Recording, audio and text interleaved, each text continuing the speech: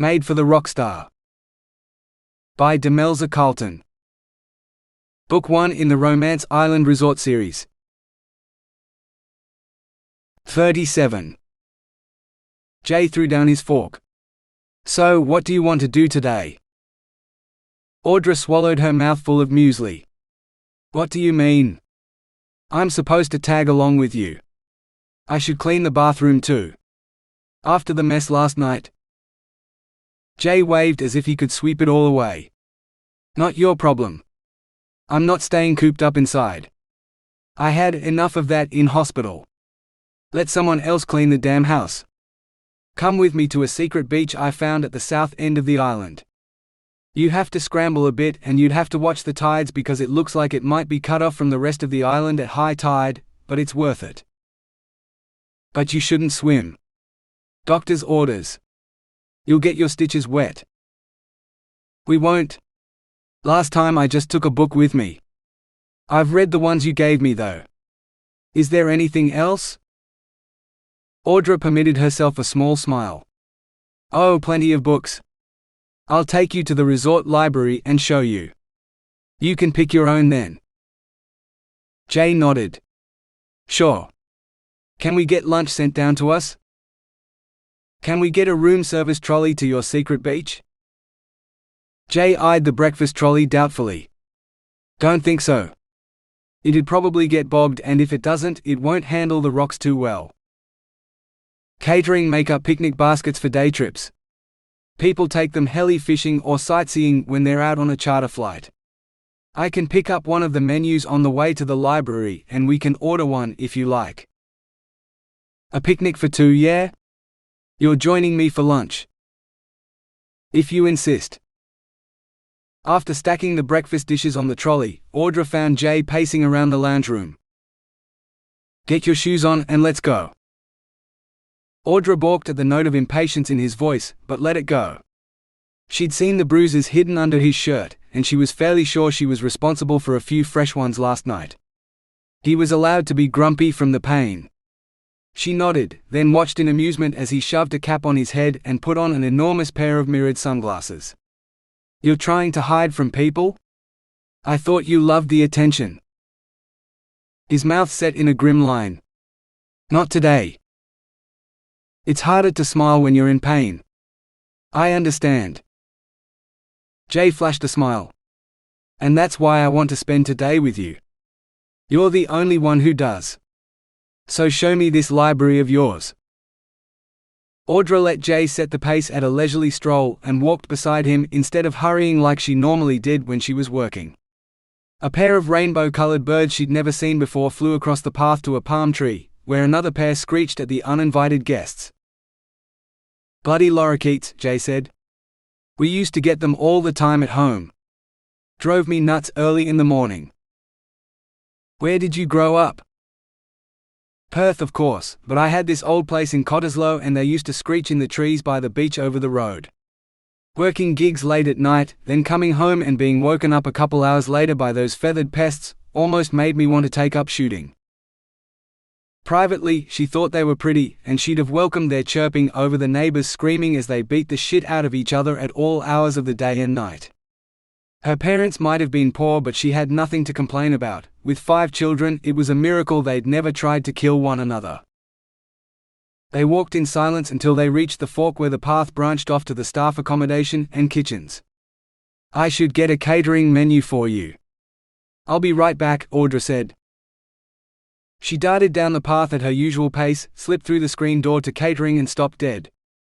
Backed up against the wall was a chef with his eyes raised to heaven as a kneeling girl deep-throated whatever she'd found in his unzipped pants. Audra squinted at the girl's worn sneakers and recognized them as pennies. That made the chef patel. If they knew she'd reported them yesterday. Silently, slowly, Audra retreated the way she'd come until her backside met something that shouldn't have been there. Shit. Luckily, the chef emitted a groan that drowned out the sound of her squeak. She squeezed past Jay, shaking her head, but he grinned and started forward. Oh, sorry, I didn't realize this place had an on-site brothel. I thought this was the kitchen, Jay boomed, and Audra clapped both hands over her mouth so she wouldn't burst out laughing. The sounds of choking, coughing and frantic zipping only made it worse.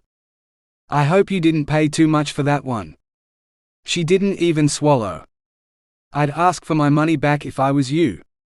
He raised his voice. "Oi! Where's the service here?" "I can help you," a shaky male voice said. "Patel," Audra presumed. She heard the squeak of running sneakers and ducked behind a linen trolley, hoping Penny didn't see her as the girl rushed past, the front of her uniform streaked with fluid that Audra could only presume had come from Patel. "Oh, so this is the kitchen. And the call girls come to you to service you on shift. Shit, that's a nice perk of the job. Wish I could get a blowjob while I'm working." Audra snorted. If the stories were true, Jay had enjoyed more such perks than Patel would in his lifetime. Jay ordered a picnic basket, which the chef promised would be delivered to his villa in an hour. Jay waved and thanked him, then marched outside, shooing Audra ahead of him. "Library," Jay managed to say as he fought down the same laughter that threatened to make Audra lose control. They made it to the library before Jay fell to his knees on the floor and laughed so hard that tears streamed down his face. "Fuck Audra, your colleagues are worse than roadies with groupies. Did you see that bloke? If he can get a blowjob, no wonder this place has rules about staff sleeping with guests. That chick would fuck anything with a boner." Audra agreed but didn't dare say so. Anyone could be listening outside the door, and Penny hated her enough already. Instead, she swallowed and headed for the bookshelves. "What do you want to read? There's plenty more rockstar books." She grabbed the three nearest and held up the bouquet of shirtless men. "Pick your pleasure." "I'm not into naked men," Jay said, wincing as he clambered to his feet. "Shit, that one looks like me. I should send a copy to my agent and get him to look into it." "I doubt you can copyright even your sculpted six-pack," Audra said, lifting a couple more off the shelf. "What about these?" Jay pulled off his glasses and grinned at her. "I knew you'd noticed. They're sexy, right? That's why they're on the cover of so many books here, I imagine." "What's with the shelf markers? I've never seen bookstores with labels like this." Jay scanned the shelves and pointed as he read rockstars, billionaires, motorcycle clubs, kilts. Seriously? Cowboys. Mail-order brides? Fuck, who gets a bride by mail order? He grabbed one off the shelf. They're historical romances. When Australia and America were settled, it was mostly men, and they got lonely, so they put ads in newspapers and things for brides and were pen pals for a while before they finally met. Audra didn't want to admit it, but she'd had a thing for mail-order bride romances when she'd first arrived, and she'd read every one on the library shelf. "Sounds like it's still a thing." "This one's an email order bride," Jay remarked, reading the back of the book in his hand. "Seriously?" Audra snatched it from him. Sure enough, he was right. "I haven't read this one." Jay snorted. "Be my guest." "I don't want it. There's something you'll never read. The Rockstar's Email Order Bride." He eyed the pile of books Audra hadn't put back. "I should check out this one, just to see if he's anything like me." Exactly like him, and yet completely different, Audra thought, recognizing the book as one she'd read. No fictional rock star compared to the complex reality of Jay Felix, and she was okay with that. "Right, got your book? Let's go back to the house and get our stuff for the beach. We should have lunch delivered in 15 minutes or so, and then I can whisk you away to my secret spot." Jay winked and beckoned. Shaking her head, Audra followed him home. 38. "Got your bathers on?" "If you're not going in, then neither am I," Audra said. "It's my job to keep an eye on you, and if I'm underwater while you're on shore, I'm not doing my job." And here I was hoping to see those perfect tits again. Jay sighed. "You're cruel. I'm going topless. You should too." Audra frowned at him. "It's not the same. And you promised you wouldn't talk about it. That you'd try to forget about last night." "I said I wouldn't tell anyone about it. Judging by your blush, you remember it as well as I do." Better, maybe, because you were conscious for all of it. The blush heating her cheeks crept lower, warming her throat and reminding her of how hot his hands had been as they traced the curve of her breasts last night. Shoving the memory out of her mind, Audra draped the towels over her shoulder, hiding the curves in question. "We going or what?" "Sure." Jay hefted the picnic basket and led the way outside. They passed the other villas, Pinktada, Albina, Margaritifera, Akoya and Penguin, the southernmost house, before the paved path gave way to a combination of crushed rock and beach sand, marbled into swirls of rust and cream. "I wish I had a camera to capture this," Audra breathed, staring at the ground. No one would believe the spectacular artwork nature had wrought in this place. "Capture this?" Jay's voice was sharp and unpleasant. "Your day with the rock star?" Audra glanced up in surprise. "No. Everything isn't about you. I was talking about the rocks under my feet.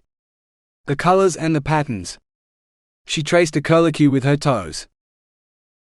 She wouldn't need a photo to remember her time with Jay, even if she had a camera and was allowed to take one. Not just a day, but the whole week of working with him. "Don't you have a camera on your phone?" "On her cheap prepaid one that didn't work up here?" Audra shook her head. He wouldn't understand, and she didn't want his pity. "I'm sorry. I thought—" Jay didn't seem able to articulate his thoughts, so he changed tack. "Never mind. I'll get you a camera next time I'm in town. I want a photo to remember the girl who saved my life and won't let me thank her properly for it." Audra snorted. "I didn't save your life. Saved you a few bruises maybe. Give yourself some credit. How many girls would have done what you did for me last night?" Audra managed a smile. "Millions all over the world, I'm sure. The world would be a darker place without Jay Felix, and the way his voice can creep into your heart and make you feel things that haunt you for days. That first song of yours, Necessary Evil, the way it blends darkness and light, about how you have to endure and what matters through all the evil is the end." She trailed off as she found him staring at her. "What?" "I was having a hard time in high school when I first heard that song, and it stuck in my head. It was as if you'd seen into my soul when you wrote it. And it helped." "I didn't write it. The band's songwriter did when she was still recovering." Jay strode forward, picking up the pace so Audra had to break into a jog to catch up. When she did, she wasn't sure she'd wanted to. His face looked so dark and forbidding. No talking about evil then, necessary or otherwise, she told herself, saving her breath for the hike. She needed it too. Not long after, the path ended as red rocks rose up and blocked the way. "Come on, this way." Jay shoved through the pandanus and skirted the rock. Audra followed, using the towels to push the spiky leaves aside so they wouldn't scratch her legs. His warm hand grabbed hers and tugged. "Up here." The boulder was cracked down the middle, the shattered pieces forming a rough set of steps that were just close enough for her to climb, with occasional assistance from Jay. "Take a look at this." He held out his hand and she climbed up beside him. "Highest spot on the island." He slid an arm around her waist and extended his other arm to point. "That's one of the mining islands, I think. Occasionally you can see the trucks on their way into the pit. The resort's over on the other side of the lagoon, but you can't see this rock from there because it's just under the palm tree canopy. On a clear day like today, you can see clear to the mainland and the pearl farm." Audra's gaze followed his pointing finger, and she spotted the carrier boat crossing the aqua-blue expanse between the farm and Romance Island. "Look, there's the boat with our laundry. Fresh uniforms for me and probably more supplies for the kitchen. Today's the day to order fresh lobster or oysters, because the oysters would have only been out of the ocean for a day, maybe less. I only have oysters if I have a big, hot night planned. Have you changed your mind, Audra?" She shrugged out of his embrace and shook her head. "Some people eat oysters because they enjoy them. The world doesn't revolve around sex, you know." "Sure it does." "Which way off this rock?" "This way." Jay lifted the picnic basket and led the way to a cleft in the rock. "You have to jump." He backed up a couple of steps and leaped, the basket swinging from his hand as if it weighed nothing. Audra sidled up to the edge and looked down. Dark water roiled at least 10 meters below. No. This is crazy. I'm a rock star. Crazy's part of the deal. But this is actually pretty tame. Look, give me your hand. You could almost step across, but it's just easier to jump. I won't let you fall. She wanted to believe him. Jay? Count of 3, right? Give me the towels and your bag. I'll put them over here so all you have to worry about is yourself. And I'll catch you so you don't need to worry. Audra handed over her things, dreading watching them fall to the water below, but Jay didn't drop them. Now your turn. He held out his hand. It's just like Point Peron when she was a kid. Her brothers would jump, but a girl couldn't possibly, she'd showed them. Point Peron was only a couple of meters into shallow water though. Not a 10-meter drop with rocks and sharks in the water. Wouldn't be a problem if she didn't fall. Just like Point Peron. As long as she didn't look down. Audra shook her head, backing up a few steps as she'd seen Jay do. Every bit of her body screamed at her to keep retreating until she returned to the villas, but Audra was determined. Just like Point Peron. 1, 2. She didn't wait for 3. She broke into a sprint and leaped, smacking into Jay as she hit the other side. His own fault for getting in the way. Warm arms surrounded her and her eyes snapped open. Let go of me. With what looked like reluctance, Jay released her and gestured toward her belongings. Not far now. Audra nodded and shouldered her bag and the towels. Jay squeezed between 2 rocks and even Audra found it a tight fit, though not for long. The rocks hid a perfect white beach beside the lagoon, curving invitingly around a rock pool. Lagoon water splashed over the side of the pool, and Audra caught a glimpse of purple coral before the rippled surface hid it from sight. Next time we come here we should bring snorkeling gear. Audra found herself agreeing with him, but then reality hit her. There wouldn't be a next time. By tomorrow evening Jay wouldn't need a babysitter and she'd be back in her room, focused on her job application. Her future lay far from here and even further away from him. She spread a towel out at one end of the beach and laid the other one in the shade of a palm tree at the other end. Several meters of sand separated them, and an ocean of life and experience too. Do you want your book? Audra dug out the library books and held out his. Jay grabbed it and tapped the title. Sure. If nothing else, I want to find out how it's possible to steal a tattoo. Audra knew the title was the band's name in the book, but she didn't bother telling him. Let him find out for himself. Throwing herself down on the shaded towel, she cracked open her own paperback and settled into a fantasy that didn't involve rock stars. 39. A shell landed on her page. Audra brushed it off, looking for the source. Jay stood beside her. She had to twist around to squint up at him. What? Didn't you hear me calling you? Audra shook her head. She'd been engrossed in her book. Too engrossed, she realized, when she should have been keeping an eye on Jay. Sorry. I'm having a drink. Want me to get you one? He didn't wait for an answer. Instead, he dragged the basket over beside her towel and settled in the sand next to her. No, not the sand, he'd shifted his towel over already. Within arm's reach of her. So much for separation distance. Okay, morning tea is iced coffee and cake. He pulled out a thermos and cups, then reached into the basket for the cakes. Peering into the box he added, they look like tarts. Wonder if they were made by the blowjob chef or his tart? Audra laughed.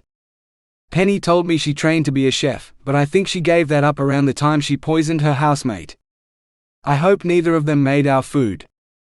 She took the tart and bit into it. Well, it tastes all right and it isn't burned. Patel tends to burn stuff when he's preoccupied with Penny. Sometimes he burns the guest dishes and they make it to the staff dining room instead of the restaurant buffet. Jay stared at her. They make the staff eat burned food? No. They don't make us eat anything, but our dining room has a buffet, so sometimes we get stuff that's a little overcooked or singed around the edges. Anything that's deemed not fit for guests. Patel's speciality is mango chicken. Even when he burns it, it's good. That's why I haven't reported him and Penny before, because that's the dish that usually suffers, and it's my favorite. You like your mango chicken and beer, Jay said, stretching out on his side facing her. He twisted the squeaky cap of the thermos until it popped open. He poured, then waited until Audra had her mouth full of iced coffee before he added, "But you don't like me." She swallowed. "Of course I like you, Jay. I like all hotel guests who don't make me clean blood off the ceiling or chocolate out of the carpet." His eyes widened. Blood on the ceiling? How the fuck did someone get blood up there? Now I know I could never do your job. I don't even want to ask. Audra shrugged. Telling him the story about the bloodbath in the gym beat confessing that she liked him a lot more than she was willing to admit. So she told him about Serge's surprise, warming to her tale as Jay laughed in all the right places. When she was done, he lay back staring up at the sky and said, "So that's why you don't like me? You're dating the personal trainer." "No. Serge and I aren't like that at all. We're just friends." His family, Audra swallowed. Serge's secrets weren't hers to tell. He's someone to talk to who understands, that's all. She drained her iced coffee and threw the cup on the sand. "I bet he'll listen to you talk about almost anything if he gets to stare at your tits while you're talking." His eyes hardened. "I bet he's thinking of fucking you all night and doesn't hear a word you say." Her fingers itched to pick up the cup and slam it into his sneering face. "Screw you, Jay. That's the last time I tell you anything. You turn everything into a suggestion about sex. I'm here to do my job and make sure you don't have brain damage, but it's damn hard to work that out when you keep saying stupid things like that. Do your millions of fangirls care that you're an asshole?" She bit her lip, trying to stem the flow, but since she'd started, she might as well finish. "In for a penny, in for a pound. They don't care, do they? They think you're allowed to be because you're a rock star. Well, newsflash, asshole. If you're having trouble finding a girl for more than a passing fuck, that's why. Maybe your band breaking up is a good thing, because you'll have to learn a few manners and a bit of respect, or the only sex you'll get is what you pay for." Breathing hard, she lay on her towel, staring fixedly at the palm frond above. He was going to report her and she'd lose her job, because the whole tirade would be recorded on her ID for all the world to hear. "You don't like me because you think I'm an asshole. Figures. I'm not, you know." Jay didn't sound pissed off at all. "Yes, you are. And you're delusional if you don't think so. If I were as bad as you say, I'd have fucked you already. Kissed you senseless, sucked those nipples raw as I fondled those perfect tits until you spread your legs and begged me to fuck you. I want to. I've told you that. An asshole wouldn't listen when you say no. He'd take what he wants and to hell with the consequences. If I had no respect for you, I'd take you now." Audra shot to her feet. "If you touch me, I'm going to." Jay didn't move. He just kept staring at the sky. "Like I said, you don't like me. Go on, get it all off that gorgeous chest. It looks sexy as sin when it's heaving in fury." "I used to like you," she hissed. "Loved your music and the band. I had posters of you in my room. Shit, I even bought tickets to your last concert. Spent half my paycheck on them. But you know what? I'm putting them on eBay when I get home. A dickhead like you isn't getting another cent of my hard-earned money. Sell them. I don't care. I'll give you VIP ones with backstage passes instead. You should have said you wanted to go." Audra's mouth gaped, but she couldn't seem to form words. Finally, she found one that framed the tangle of questions in her head. "Why?" "Because whatever you think of me, I like you, Audra. And I want to see you again when you're not working or angry at me." Delusional. Not going to happen.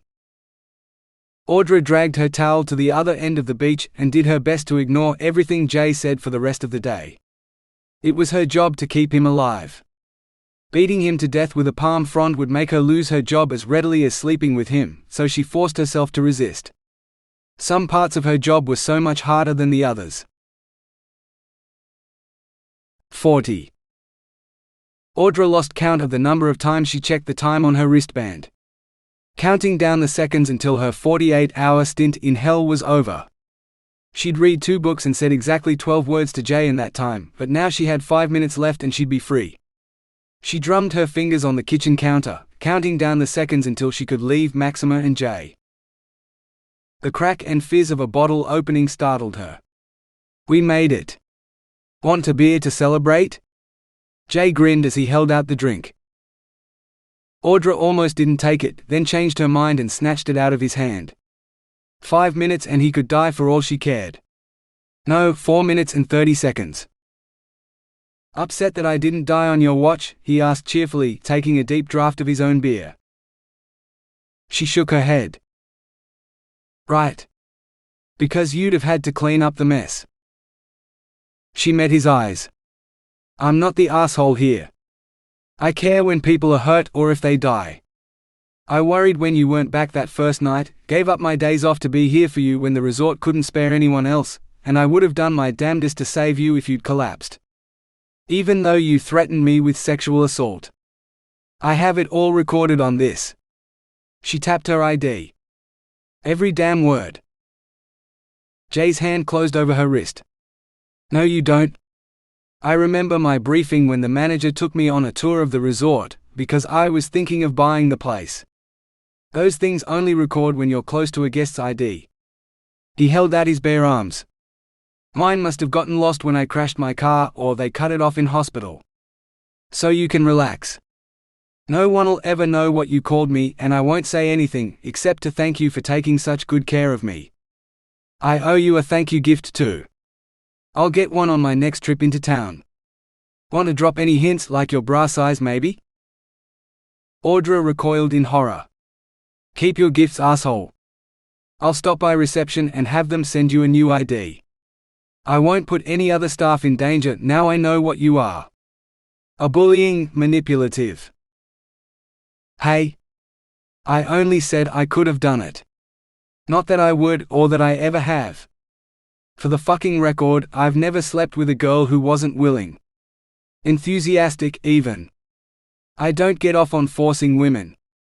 If you say no when you really want to say yes, it's not my fucking fault. That's your choice." Audra pressed her lips together. She wanted to spit some more insults at him, but grudgingly she admitted the truth. He hadn't threatened her, hadn't even touched her. And she didn't think he would, either. "Tell me one thing though," he continued. "Now you know your boss will never know your answer. If you wouldn't lose your job for it and were free to do as you pleased, and I asked you to spend the night with me, dinner and drinks and the offer of mind-blowing sex if and only if you want it, any and every way you desire. Would you do it?" "No," she spat. Her heart twisted uneasily at the blatant lie. "Then I have nothing more to say except thank you for your care and your honesty." Audra met his eyes only centimeters from her own, and her resolve wavered. Something warm touched her lips, tracing the top one and then the bottom. His thumb, she realized, closing her eyes as she took a deep breath to shout at him to take his hands off her. "Or fuck it," she heard him say. Warm breath wafting over her lips gave her a moment's warning that she didn't heed. His lips tickled hers as they brushed lightly over them. She inhaled sharply, tasting the sweetness of mango beer as he sealed her mouth with a kiss. Gentle at first, then more firmly as he drew in a breath. His tongue caressed hers, enticing her to taste and be tasted. And then they were entwined more closely than when they'd tangled on the bathroom floor 2 nights ago, but eagerly, willingly. Audra's hands ached to hold him, pull him closer, so she could take as much as she gave. No. She'd end up giving more. Her job, her life, her dreams, for one night with this asshole? Yes, her heart screamed. Traitor. Audra wrenched away from Jay. Stay for dinner. And a drink, Jay panted. Triumph flashed in his eyes. I knew you liked me. I've been nothing but professional, Mr. Felix, Audra said coldly, summoning every half-learned lesson from her high school acting classes to make her sound believable. I've merely done my job and no thanks are necessary. I like you no more or less than any of my other guests. And now that I'm off duty, my time is my own and I won't be spending it with you." Even as her heart screamed at her to take it all back and tell him the truth, Audra turned on her heel, grabbed her bag of belongings and strode out of Maxima and Jay's life. 41. As soon as she was out of sight of the pearls, Audra slowed her pace to match her exhaustion.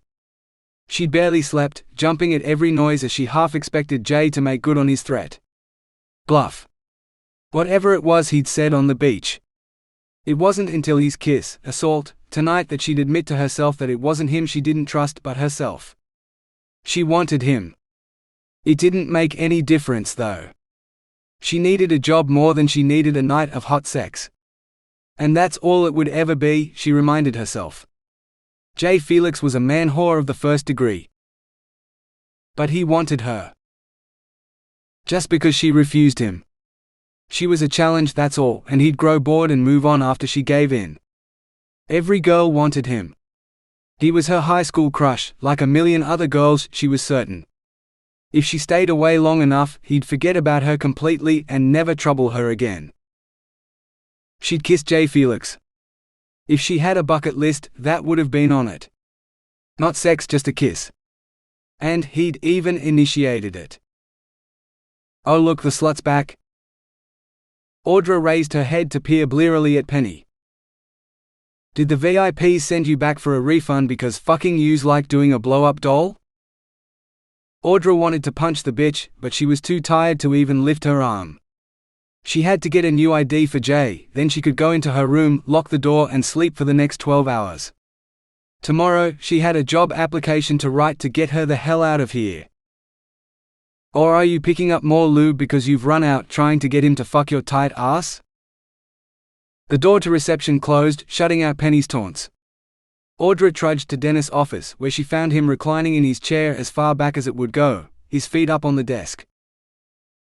I need a new ID for the guest in Maxima, she announced. He says he lost his somewhere on the mainland. Whatever he did with it, he needs a new one. He can't open his mouth without suggesting sex. Dennis raised one eyebrow. Did you give it to him? Audra laughed dully. What? A well-deserved slap or a kick to the balls? No. He deserved both though. Sex? Not a hope in hell. Do I need to download the recordings from your ID? She shrugged. No need. He didn't have one, so nothing got recorded. He knew about the voice recordings too, though I didn't think guests were made aware of that. Maybe he lost his on purpose. He sure said a few things he wouldn't want to come up in court. Dennis nodded. Just making sure. I'll call reception and get them to issue a new one for him. Maybe we should chain it around his neck like a collar. Audra managed a weak smile. Collaring the VIPs. Sounds like a service we can offer those whose tastes run that way. You should mention it to Hannah. She's the activities coordinator. Maybe I will. Dennis waved her away. You look like I feel. Go grab some grub and then get to bed. Audra gave him a limp salute and headed off. Annette's voice rang out. Audra? Is that you? Can you come in here for a moment, please? Audra swore under her breath and hitched her smile back up. Yeah, it's me. What can I help with? It's the pearls. I just got a call from there. Audra crossed her fingers behind her back. The VIP in Maxima was so impressed by you that he wants a live-in maid for the rest of his stay. For the next fortnight. He specifically requested you. I'll kill him, Audra blurted out, bunching her hands into fists. Annette's jaw dropped. You'll what? Audra took a deep breath and forced herself to relax. She had to keep a cool head and present this in the right light. Her job depended on it. I've just worked a full week, including extra hours and being on call, before I worked 55 hours straight without a break with this guest. That's more than a week's work in 2 days. Not even mine shift workers do that. And he's a demanding one. I'm so tired that I'm scared I'll say or do the wrong thing right now. Give me a couple days rest and maybe I can return to the Pearls if I'm still needed, but right now, I'm an occupational health risk to guests and staff alike." Annette seemed to consider her words carefully. "Jackie's back next week and she can take over from you then. Can't you just see out this week?" Heloise knocked on the door. "You needed a new guest ID?" She handed the wristband to Audra, who fumbled and dropped it on the floor. Audra slid to the floor after it, cracking her head on the desk. "Fuck." It took her a moment to add, "Sorry. Like I said, so tired I have no filter between my brain and my mouth. Right now, I'm not sure I'd even notice if I called one of the VIPs a demanding asshole instead of just thinking it. But who can I send? Penny just came to me to say Pamela's been taken sick with a sudden attack of gastro." Penny poisoned her, Audra was sure of it. Audra had heard Penny talk about the housemaid who tried to steal her boyfriend, and how she'd slipped poison into the girl's food. Somehow Pamela had managed to piss her off too. What if it was because she'd caught Penny banging the chef in the laundry? "Send Penny," Audra suggested. "She's been dying to work in the Pearls ever since you gave them to me." She shouldn't wish Penny on Jay or vice versa, but right now Audra didn't care. They were both adults who could fend for themselves. And if they managed to kill each other, she wouldn't complain. As long as they let her sleep and she got her job application in on time. Annette nodded. "Sure. I'll send her right over with that new ID band so she can introduce herself." Then Penny wouldn't be in the staff dining room when Audra got there. If she hurried, maybe she could avoid the bitch altogether. "Can I go?" Annette didn't even lift her eyes. "Sure, hon." She dismissed her with a flick of her wrist. Audra had never felt more grateful to the woman. 42. There, Audra breathed, pleased at the result. Her curriculum vitae had matching headings, and made her sound like an ideal employee who'd do anything, go anywhere and still be sunny. She'd proofread her selection criteria responses so many times that the words blurred on the page, but she was certain there were no mistakes. The Bureau of Meteorology had to take her as a graduate for next year's intake. Just as long as she submitted the application in time. She had 26 hours until the deadline. Part of her wanted to take the extra time to perfect her application, but Audra had seen the satellite uplink knocked out before. It took a week to get the repair guy out. A week she didn't have. No time like the present. Audra switched on her laptop's Wi-Fi connection, waiting for the uplink to go live. She closed her eyes and counted to 10. Her future was about to take off, she knew it. The laptop beeped and an error message popped up on the screen. It couldn't find the Wi-Fi network. Audra swore and told it to look again. 3 times the error popped up and 3 times she jabbed the cursor at the button, commanding it to retry. Fuck. Audra closed her laptop and tucked it under her arm. Carefully opening the door to her room, she peered out at the veranda. It was deserted. She slipped out and hurried to the IT office where she found Cam and Seb, the 2 computer experts, playing poker. "The Wi-Fi's down," she announced. "No, it's not. I can't connect in the staff accommodation." "Nah, there wouldn't be much of a signal there." Audra wanted to slap him. Both of them.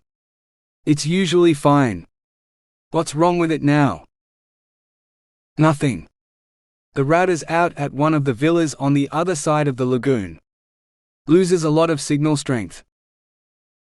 But I need it. You could just plug your PC into one of the ports here." "What's so urgent anyway?" Seb asked. "It's personal," Audra snapped. Cam perked up. "Video call with your boyfriend back home?" "Maybe." "Well, if it's privacy you want, you could just go sit on one of the villa verandas. What's the name of the one where the executives are staying?" "Albina?" Audra suggested. "That's it. Pick the one next door and sit on the veranda.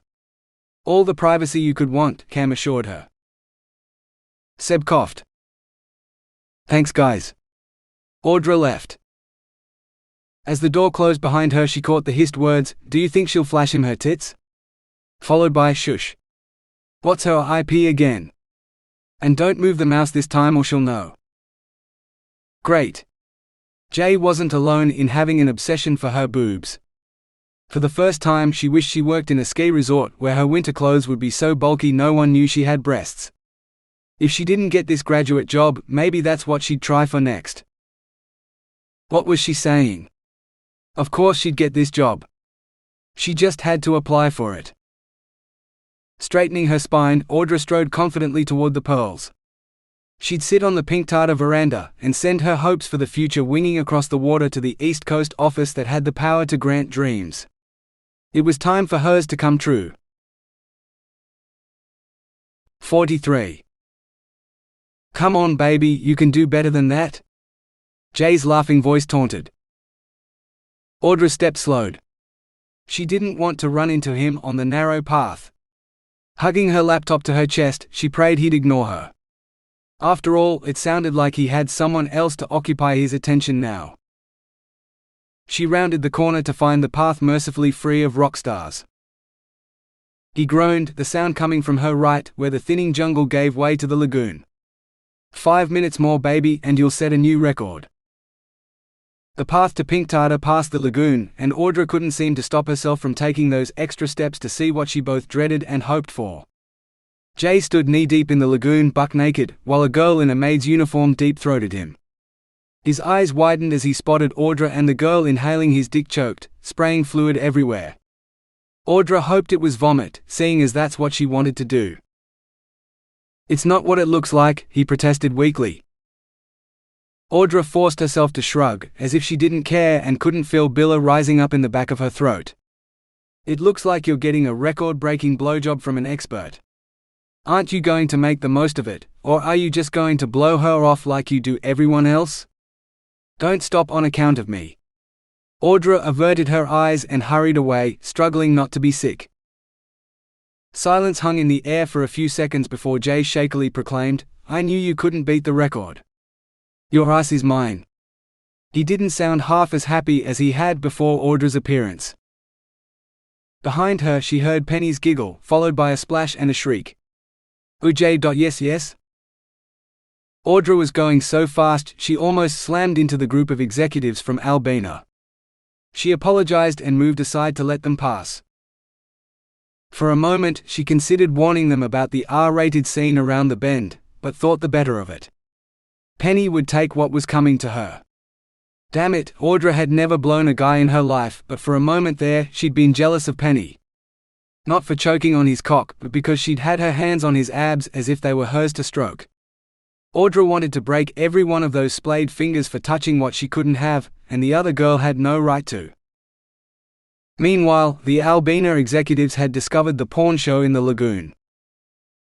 Oh my god. Are they having anal sex? Nah, just doing it doggy style I think.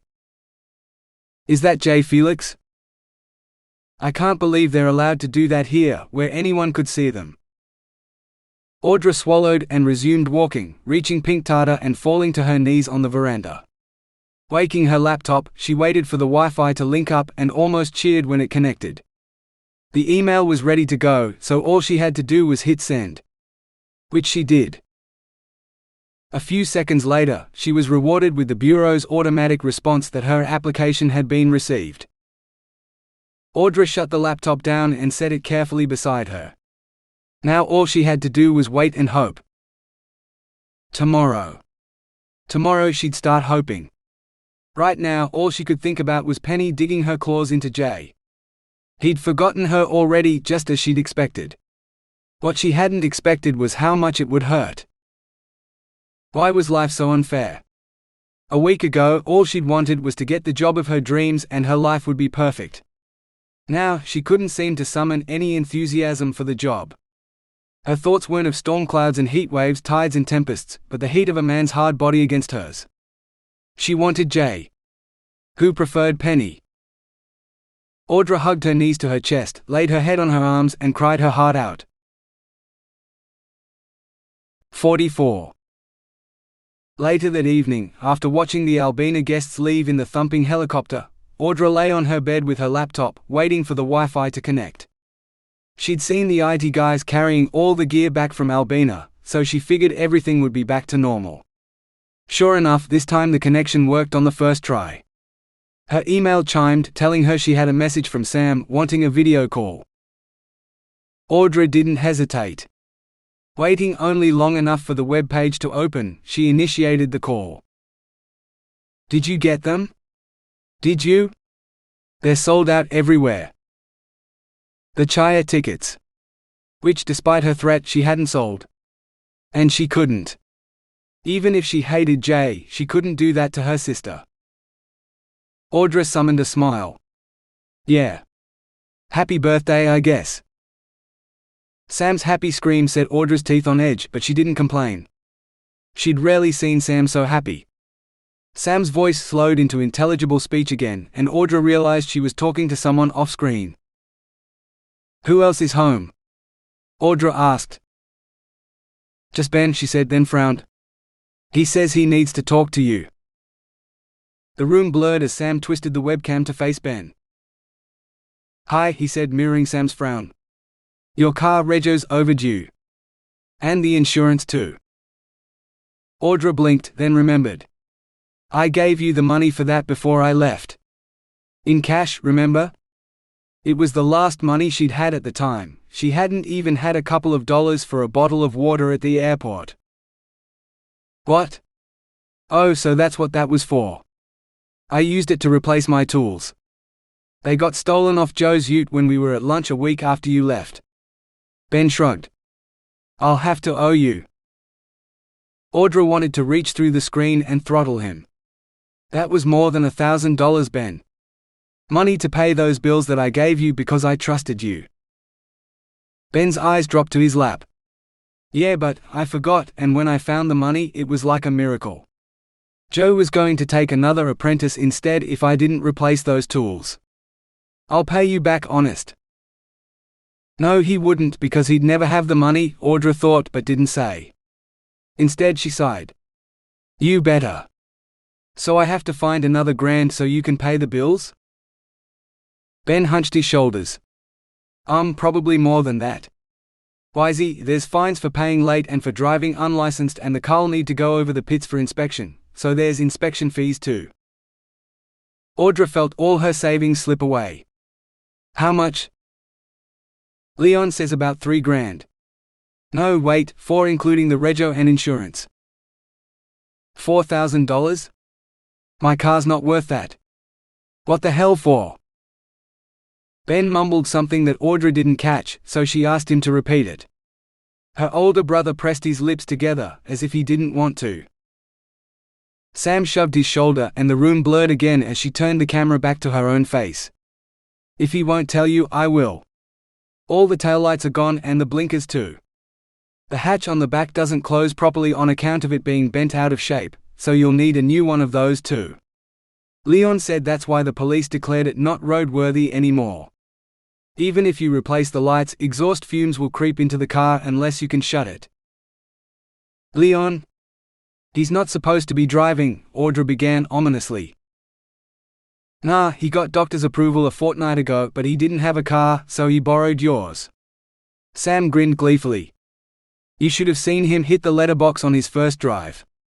1 minute it's there, the next smash. Bricks and dust everywhere. I never liked that letterbox." "Leon. Our brother, Leon, who crashed his car and nearly killed himself, has been driving my uninsured and unlicensed car for a fortnight?"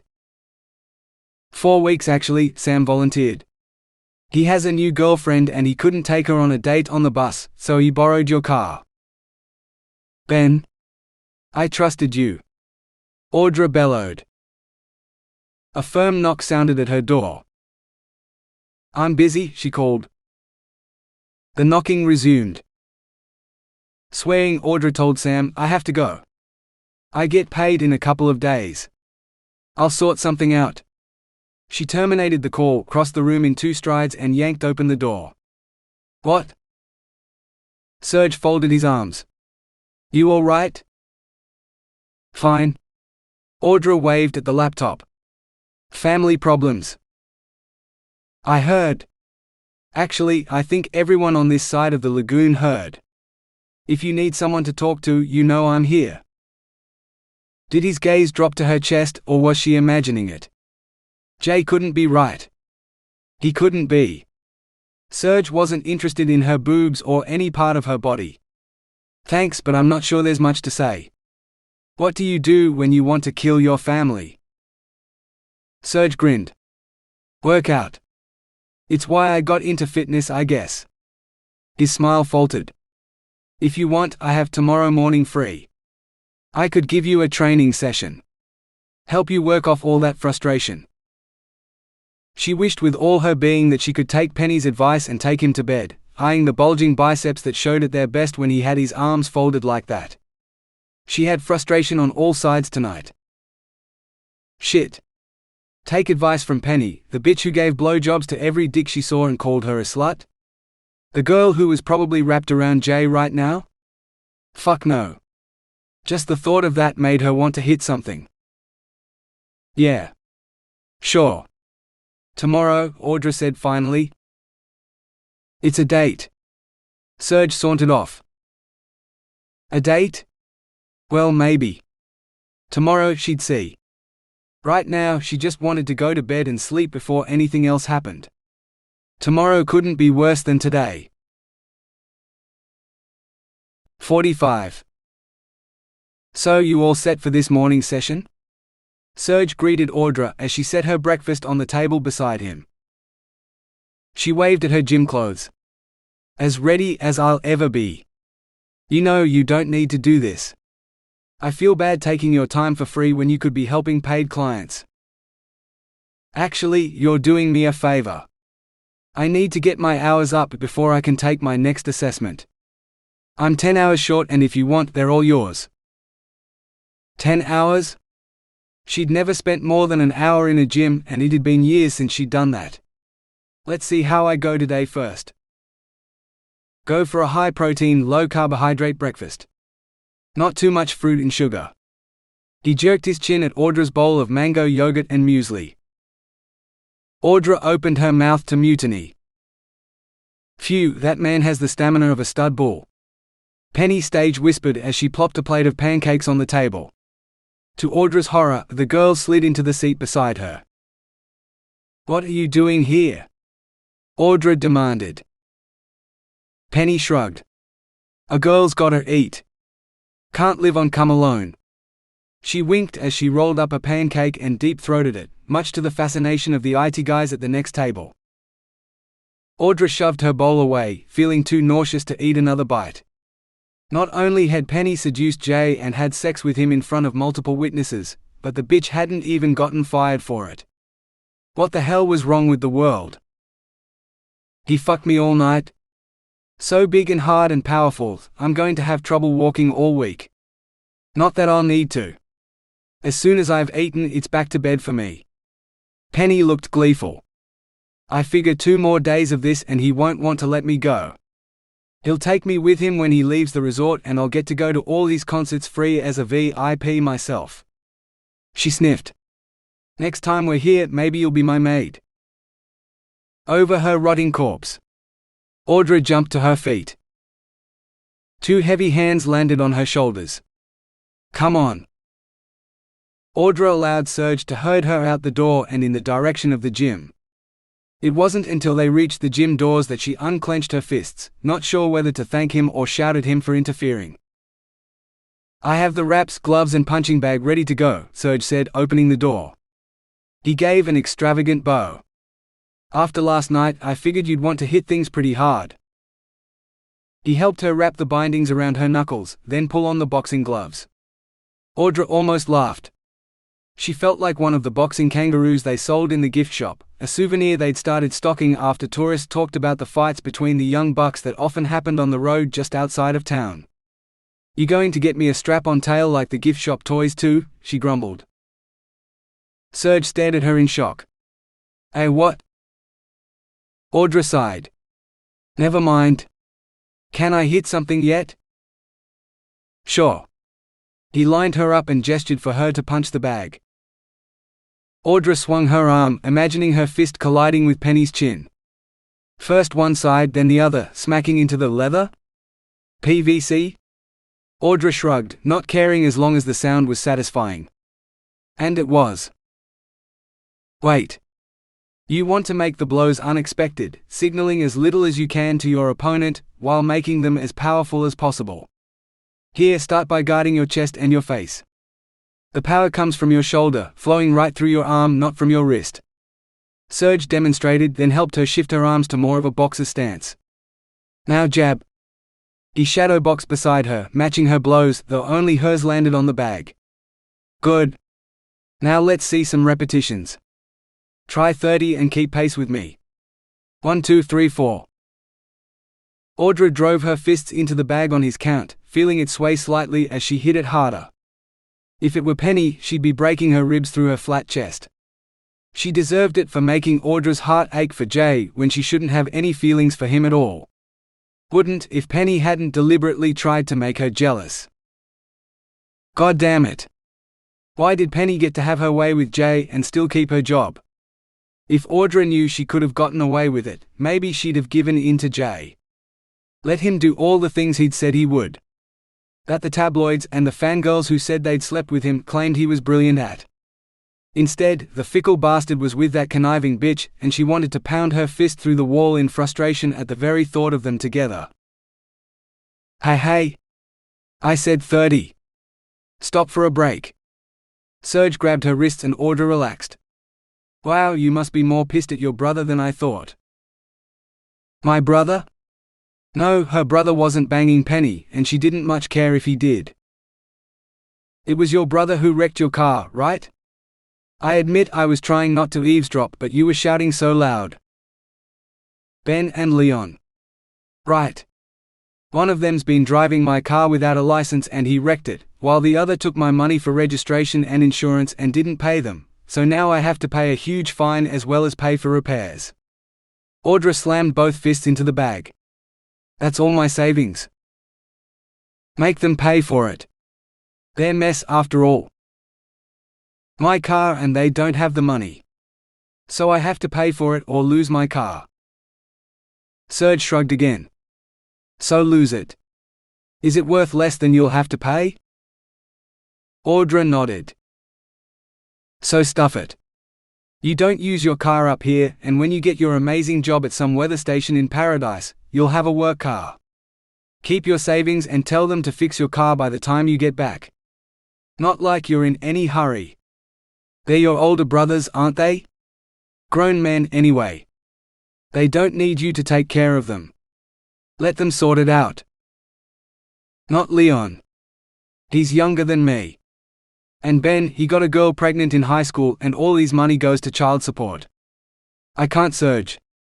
You don't understand. No, I don't. You've got the right to live your own life. You don't owe them. They owe you. If you don't leave them to themselves, they'll drag you down, Audra. Don't let them drag you under. You're so much better than that. You work so hard.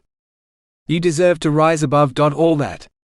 Serge turned his head away and swiped a hand across his face, as if he was wiping away telltale moisture from his eyes.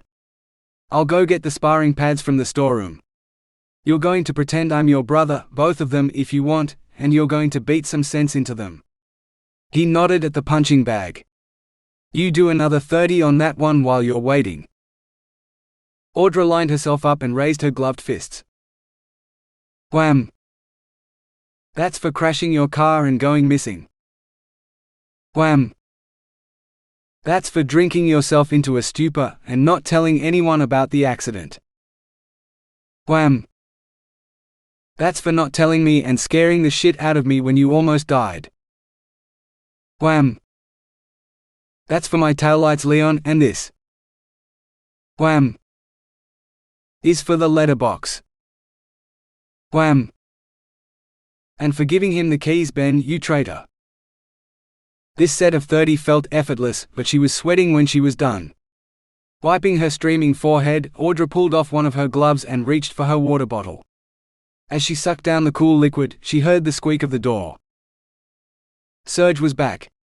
She was ready for the next set. Leon first, then she'd go back to Ben's misdemeanors. Claws dug into her shoulder, tearing through her shirt and trying to spin her around. "It's your fault, you fucking bitch. You're just jealous," Penny screeched, dragging on Audra's shoulder with all her weight so Audra almost keeled over backwards.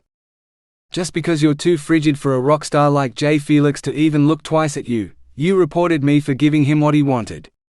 You're the one who should have lost her job, not me, for being so fucking useless." Audra flailed to maintain her balance and clocked Penny on the side of her head with the water bottle. The girl's eyes seemed to ignite. "You all die for that, bitch." She grabbed both Audra's shoulders and forced her to turn around. Claws reached for Audra's eyes. "This is for sleeping with Jay and making my job a living hell." Audra slammed her gloved fist into Penny's face, knocking the girl off her feet. Blood spurted from Penny's nose as fear filled her eyes. Audra's breakfast welled up in her throat, threatening to escape, but she fought it down. She pulled off the bloodied glove and let it drop to the floor. She was done training and she needed to find the safety officer to report Penny's injury. She didn't trust herself to give the girl first aid without smothering her. The gym door squeaked and Serge stood on the threshold, grinning with his arms full of vinyl pads. His smile slid into a look of horror. "No." "Yes," Audra thought. Even nice girls snap under pressure, and the bitch had it coming. Besides, she hit first, so it was only self-defense. But this time, she wouldn't be cleaning that bitch's mess off the gym floor. She refused to take any more shit from. Something slammed into the back of Audra's head, and reality was sucked away like the retreating tide. 46. Audra woke with the worst hangover in the history of hangovers. "I'm never drinking again," she thought groggily. "No more alcohol ever. Especially the kind of drink that was so potent you couldn't even remember drinking it the following morning." "Audra?" Pamela asked softly. A tentative hand patted hers. "If I say I'm not, will this headache go bother someone else?" Audra grumbled. Nervous laughter. "I doubt it. How are you feeling?" "Like that bitch hit me with one of the mining trucks from the next island over." With effort, Audra pried her eyes open and blinked painfully in the light filtering through her flimsy blinds. "I should have hit her harder so she stayed down." Even as the words left her mouth, Audra regretted them. The feel of Penny's face crunching under her fist was enough to make her throw up. She'd never hit anyone so hard in her life and never wanted to again. "I think Serge did it for you. He got arrested." "What?" Audra sat up and her head exploded with a burst of light and unbearable pain. She slumped back onto the pillows. "He wasn't even there. The police should have taken me instead." "You mean you broke her arm? No wonder she knocked you out then." Audra winced. She couldn't remember any broken bones. Unless you counted Penny's nose, but wasn't that cartilage like sharks? "I punched her in the face." Pamela grinned. "I've wanted someone to do that for a long time. I wish I'd seen it. But if you didn't break her arm, it must have been Serge. And they were fighting. I was in reception with Hannah and Heloise when we heard screaming. Dennis came running out of his office and Hannah and I followed. When we got to the gym, Penny and Serge were grappling on the floor and she was shouting all sorts of things at him. Dennis and Annette took Penny to the first aid room and that's when I saw her arm was bent all wrong. She was still screaming too. They called the flying doctors, I guess, because the rescue helicopter came to get her. Hannah went to help, so that left just me and Serge. He had claw marks all over his face and his shirt was ripped like he'd been attacked by a drop bear or something." Audra managed a faint smile. "There weren't any drop bears in Western Australia.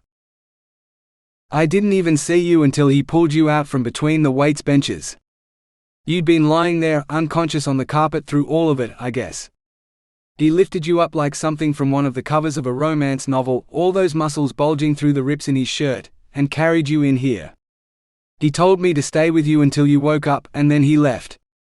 When the helicopter came back, there were police in it and they took Serge away in handcuffs. Pamela scanned Audra's body. They should have taken you to the hospital on the mainland too.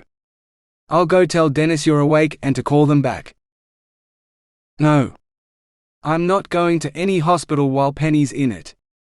Tell him to get the security footage for the gym. That'll show what Penny did. And what Serge had done while she was unconscious, Audra thought uneasily. He shouldn't have gotten involved. He'd never get his personal training qualifications if he was in prison on an assault charge. Didn't he have to get police clearance to do his job? He'd lose everything. Are you sure? Audra lifted her hand to the spot on her head that throbbed the worst. She touched a tender lump that unleashed a fresh burst of agony. Her head hurt too much to talk, let alone think. Yeah. I'm fine, she lied. I probably need a bit of extra sleep anyway. Go tell Dennis to check the tapes and he'll see that Penny started it. If you're sure. Pamela rose and opened the door. I still have half the rooms to clean. Lucky we're not full. If I go now, I might get them all done by dinner time. Audra nodded encouragingly, but that made her head ring again, so she stopped. The moment the door closed behind Pamela, her smile vanished and she let out a groan of pain. She didn't want to move ever again. 47. Urgent beeping startled Audra out of her doze. Thank heaven the pain in her head had lessened. Or was that because there was less light in the room? It looked like nighttime outside, but that could mean anything. 7 p.m. or 5 a.m. looked the same out here, pitch dark and sparkling with stars. She glanced at her wristband. Oh, lovely 1 a.m. Her stomach grumbled, reminding her that she'd missed not just lunch but dinner too, and there'd be nothing until the staff dining room opened at 6. Would that bloody beeping stop already? It took her a moment to realize the source was her ID. She touched the display and up flashed the last 2 words she wanted to see. Maxima urgent. It would beep until she scanned her wristband at Maxima's door or the summons got diverted to someone else. Audra rolled out of bed, wincing, but managed to make it to her feet. She was still fully dressed, so she slipped a pair of thongs onto her feet and shuffled to the main building, where the night porter, Dan, occupied the reception desk. I'm not responsible for the pearls anymore, Audra told him, pointing at her ID. You have to send someone else. Dan glanced at her flashing display. No can do. You're the most senior of the housekeeping staff on the island. Annette left with an injured girl and put you in charge. Annette hadn't known she was unconscious, Audra realized. You have to send someone else, Audra repeated, not willing to tell this man she barely knew about what had happened in the gym. You send someone else. You're the boss. But you better send someone quickly because the guest in Maxima calls every hour to ask why a maid hasn't turned up yet.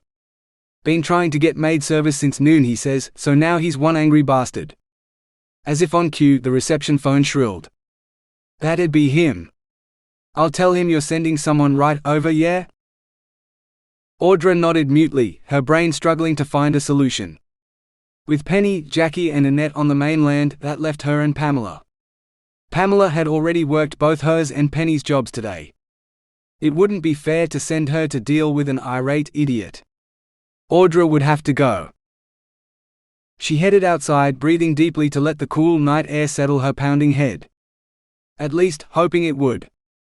She'd explain the staffing situation to Jay, and tell him that someone would see to his request in the morning. For all his rockstar reputation, Jay was a reasonable man. Every light was on in Maxima, illuminating the jungle around it, and the path outside too. The door stood open, as if Jay was waiting for her. Audra stepped over the threshold and almost tripped on a drift of linen that blended with the white floor tiles. It wasn't the only pile either, a trail of white led from the front door to the bathroom, where the remainder had been piled into the spa. Broken glass littered the mess like pieces of brittle on top of a cake. Well, except for the cork top of a champagne bottle. The rest of the bottle was smashed into pieces, and judging by the smell, the contents had been poured over the linen. Audra inhaled deeply, smelling more than champagne. Yep, the multicolored glass confirmed it. It looked like he'd smashed the whole contents of the fridge in here. For a moment she hoped he'd bled to death from cutting himself, but she banished that thought. She wanted him alive so she could kill him for making this mess, but first she had to find him. Hurrying out of the bathroom, she slipped on a damp patch and caught the door jamb to stop herself from falling flat on her face. Glancing down, she recoiled at what looked like a pool of blood. No, it couldn't be. The pool tapered to a trail that led back into the living area, so Audra followed it. Along the floor she couldn't be sure if it was blood or not, but when the meandering line crept up the wall, she doubted it. Blood wasn't that thick or that red. This looked more like ketchup. The trail climbed up to the ceiling, and Audra couldn't look away as she followed it to its inevitable end. Audra let rip with every swear word she knew until she ran out of breath, then sucked in more air to repeat them. "Go on, read it," Jay slurred. He lifted a beer to his lips and flashed a lazy grin. Audra squinted at the ketchup letters smeared across the ceiling. "All the world's a stage, and all the men and what's that word?" Audra pointed at spot where the ketchup splatter obscured whatever the drunken dickhead had tried to spell out on the ceiling. Jay looked irritated. "Women. It's women." "Shit, fine. I'll read it to you." He cleared his throat dramatically. "All the world's a stage. And all the men and women merely players. They have their exits and their entrances. And one man in his time plays many parts." He held out his arm, the one with words tattooed down it. "It explains everything." Audra repeated his words, tracing first the ketchup letters on the ceiling that continued down the wall until the sauce had run out, judging by the empty bottle on the floor. Jay was a bloody artist all right. He dragged the lounge room rug up to the wall for the final brown-lettered lines, probably because the white weave made them stand out better than the terracotta floor tiles. Beside the last word was the empty fondue pot. Chocolate. The asshole had smothered the rug in chocolate just to spite her. "Breathe," she told herself. Her head was pounding with fury and not pain now, her heartbeat hammering in her ears. After Penny, she was going to demolish this dickhead. "Why in God's name did you trash the place?" "To get your attention. I missed you." "It worked too." He blew her a kiss and drained his beer. "You wrote Shakespeare on the ceiling with ketchup because you missed me? Haven't you heard of giving a girl chocolates?" "Oh wait, yes you have. When you ran out of ketchup, you finished the quote in chocolate on the carpet. What kind of crazy man does that?" Audra felt tears building, but she blinked them away. He didn't deserve to see her cry. "The kind you kept waiting all day and half the night to see you. If you'd come earlier, I'd have poured you champagne instead of smashing the bottle. As for the chocolate." He winked. She was going to kill him if he didn't get out of here now. She ripped off her ID. "Take this. It'll get you into the villa next door. You can't stay here. It's not fit for human habitation. Go. Take it and go." She threw the wristband at Jay and he caught it. Maybe he wasn't as drunk as he looked, though that only made this worse. If he'd done this sober.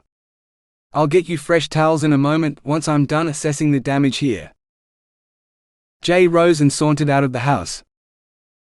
Audra waited until she couldn't hear his footsteps anymore, then counted to 10. On 8, she dropped to her knees on the narrow, unsoiled section of the rug and burst into tears. Had Penny put him up to this? One final blow to make her life hell? "Nope. You're coming with me." Before Audra could protest, Jay lifted her up, slung her over his shoulder in a fireman's lift and carried her out of the villa. 48. Audra wanted to shout at him, but all the blood rushing to her head as he held her partially upside down brought back her headache with a vengeance. She bit down hard on her lip to stop herself from screaming. Or maybe she should, not that anyone would hear her out here. Jay had threatened her with sexual assault before, who knew if he'd actually do it? As soon as he set her down, she'd bolt, faster than this drunken idiot could run, and she'd vanish into the dark before he could follow her.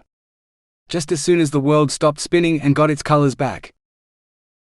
She fell on something soft and breathed a sigh of relief, trying to focus on what she knew was Jay's face in front of her. "Wow, you have a black eye." I've never seen a chick with a black eye. Have you been fighting over me? He grinned like it was one big joke. What? Audra couldn't remember Penny landing a blow to her face. When had Penny managed that? While she was unconscious? Audra scrambled to her feet and stumbled for the bathroom. Shit.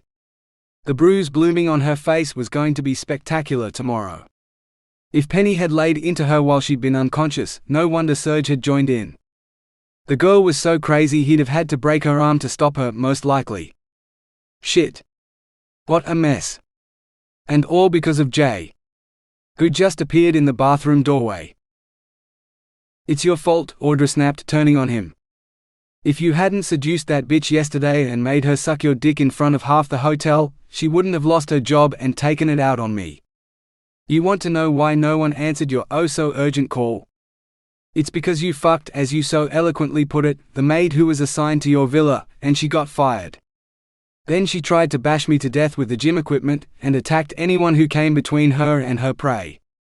Most of the senior staff are on the mainland, either in the police station or the hospital emergency department, while I was just left to lie there because somehow no one saw me on the gym floor when they broke up the fight between the psychopath and the personal trainer. So you want to know why I didn't come earlier? It's because your bitch whore knocked me out and I was unconscious. I could have died. But hey, I'm not some rich rock star, so when someone like me might have a concussion, there's no hospital staff trying to seduce me. There's no police officer standing at my side to protect me. No helicopter on standby to take me to a fancy hotel to recuperate. There's no 24-hour on-call first aid officer watching over me to make sure I'm all right. Or even hand me a couple of paracetamol. Instead, I get paged to some asshole's house, where he's decided to emulate Pro Heart and smear the contents of his fridge all over the ceiling so he can make fun of me while he watches me clean up the mess he's made. Well, fuck you, J. Felix. You may be a rock star, but you're a failure as a human being. With considerable satisfaction, Audra noted that she'd shocked Jay into silence. Well, that was a first. Now get out of my way. She elbowed her way past him. Where are you going? Audra didn't turn around. To clean up the asshole's house. If I'm lucky, I might have finished dealing with half the mess you've made by lunchtime tomorrow. His strong arms caught her round the waist. No, you're not. Audra brought her foot up and kicked behind her. She heard a grunt and he let go. I'd rather clean chocolate off the carpet than stay here and get raped by you, caveman. Audra, wait. Please. I'm not thinking. Too much to drink. I shouldn't have. Fuck you, Jay. She kept walking, trotting up the stairs to Maxima as if every step didn't make her head pound. She lifted her arm to scan her ID, but nothing happened. Her wrist was bare. Jay had her ID. Gritting her teeth, Audra returned to Pink Tartar, where she had to knock on the door. Give it back, she shouted. The door slid open. It's inside. Of course it was. So go get it for me. No. He sounded sad. You're injured, Audra. You said it yourself. Someone should be taking care of you. I can't let you clean that house. You think I'd let you touch me? Watch me while I sleep, she demanded. I told you already, I'd rather clean than get raped. Yeah, me too. And everyone else in the world, I imagine. To his credit, he didn't crack a smile. I bought the hotel, Audra. The owners accepted my offer this morning. I wanted you to share a bottle of champagne with me to celebrate. And I wanted to explain what you saw yesterday. It's not what you think. Audra lowered her voice. What I saw yesterday made me physically sick. You called her a prostitute the day before when you saw her giving the chef a blowjob, then yesterday you were happily thrusting down her throat. Like you keep saying you're a rock star and that's what rock stars do. And like I keep saying, there are better men than rock stars. She begged me for it. Said she could give me the best blowjob I'd ever had, and that you'd sent her over to give it to me. Bloody awful is what it was. Then when I saw you. He swallowed. My first thought was to stop, but you looked like you didn't care. She'd said you'd sent her and you said to keep going, so then I wanted to make sure you knew I appreciated your gift and I. Audra held up her hands. Stop. Seriously, stop. Seeing it was bad enough. I don't want to hear all the gory details. Just give me my ID. He shook his head. I can't. It'd be criminal negligence if I let an injured staff member keep working. Not after you took such good care of me, Audra. Let me return the favor. And I promise to keep my pants on unless you say otherwise. The pounding in her head was starting to leach color out of her vision. Audra rubbed her temples, trying to dislodge the pain. In your dreams, Jay. Oh, you'd love my dreams. But not tonight, I think.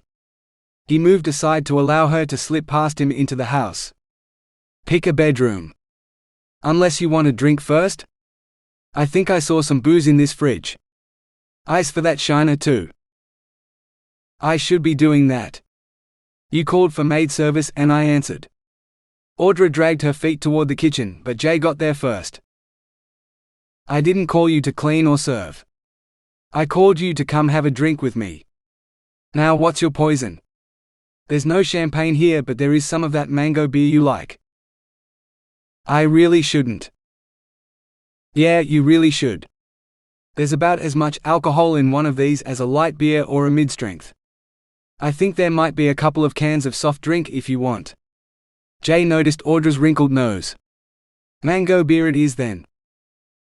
Audra grudgingly accepted the open bottle from him and sipped the frothing sweetness.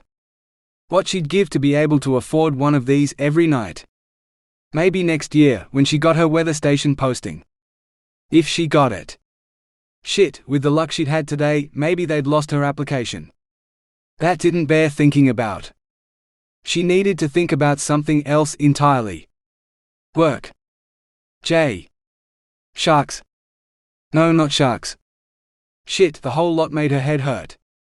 Didn't alcohol help dull pain? She should just drink the beer and let him talk. So what made a rock star choose to buy a hotel? And this one of all places? She asked carefully, keeping her eyes on her beer as she took another sip. If she focused on her drink, she wouldn't smash the bottle in his face like he deserved. Jay grinned. Oh, that's easy. I bought this place because of you. Audra choked. 49. Here, some ice for that eye. Jay crossed the room and pressed the ice-filled tea towel to her face. Before Audra could stop him, his other hand reached around the back of her head and touched the tender spot where Penny had tried to bash her head in. Audra let out a wordless cry as the pain blinded her. Jay pulled back, taking the ice with him. Fuck, I'm sorry. She really did a number on you, didn't she? Here, lie on the couch and put this under your head. Audra tried to stifle a sob as she let Jay help her. Alarm bells screamed in her head, but she hurt too much to react to them. She forced her eyes open, fixing her gaze on Jay's tear-blurred face. Was this when he tried to take advantage of her? Apparently not, because he returned to the kitchen. A minute later, he was back with a second icy tea towel. Audra accepted it gratefully and set it to soothing her eye. Jay retreated to a seat out of her line of sight. It's funny. My sister and I came here to view the place with the intention of buying it, but she said she didn't want to. I stay here for a couple of weeks and buy the damn thing myself. I'll have to sell my place at Surfers on the Gold Coast, I think. Either that or my place in Sydney, but I want to hold on to the Sydney one, just in case I don't retire. Depends really. I heard this tour's concerts are almost all sold out already, which means they'll pay well. Maybe I can keep the Gold Coast apartment. Get a tenant in there or something. Don't know. Audra's attention drifted as Jay talked about money and investments, the likes of which she could only dream about. Buying a whole island? Owning multiple houses that no one lived in? She couldn't even manage to hold on to her own car. But she couldn't afford to lose it, even if it did cost all her savings to make it roadworthy again. If she didn't get the job up here, or if the Bureau of Meteorology turned her down again, she'd need a car to get places. No public transport served her parents' area, too dangerous. Not to mention dangerous for her if she came home after dark, which she would if she had to go back to waitressing. Damn Ben and Leon. Is your head hurting too much? Want me to shut up? What? Audra lifted her head so she could see Jay. No, it's all right. It's been a really bad day. She flopped back down on the ice pack with a moan of relief. I could improve it for you. Jay shifted so he stood above her, grinning. His voice took on the underwear-melting tone that shouldn't have worked on her, but it did. Make you forget everything else except one perfect moment. She squinted at him. This is about sex again, isn't it? So much for promising to keep your pants on. Audra took a deep breath and for what felt like the 100th time began, I'll lose my job if I.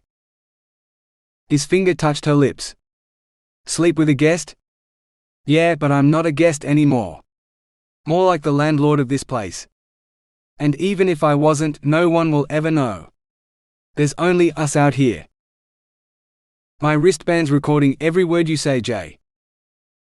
Jay laughed softly. Not tonight. Where I've hidden it, it won't hear a thing. Does anyone know you're here?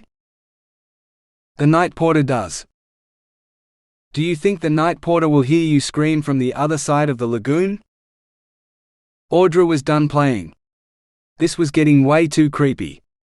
Yeah, he will. I'll make sure of it. You're freaking me out here, Jay. I'm not one of your fangirls and I don't want to sleep with you. I took a hell of a beating today and I hurt.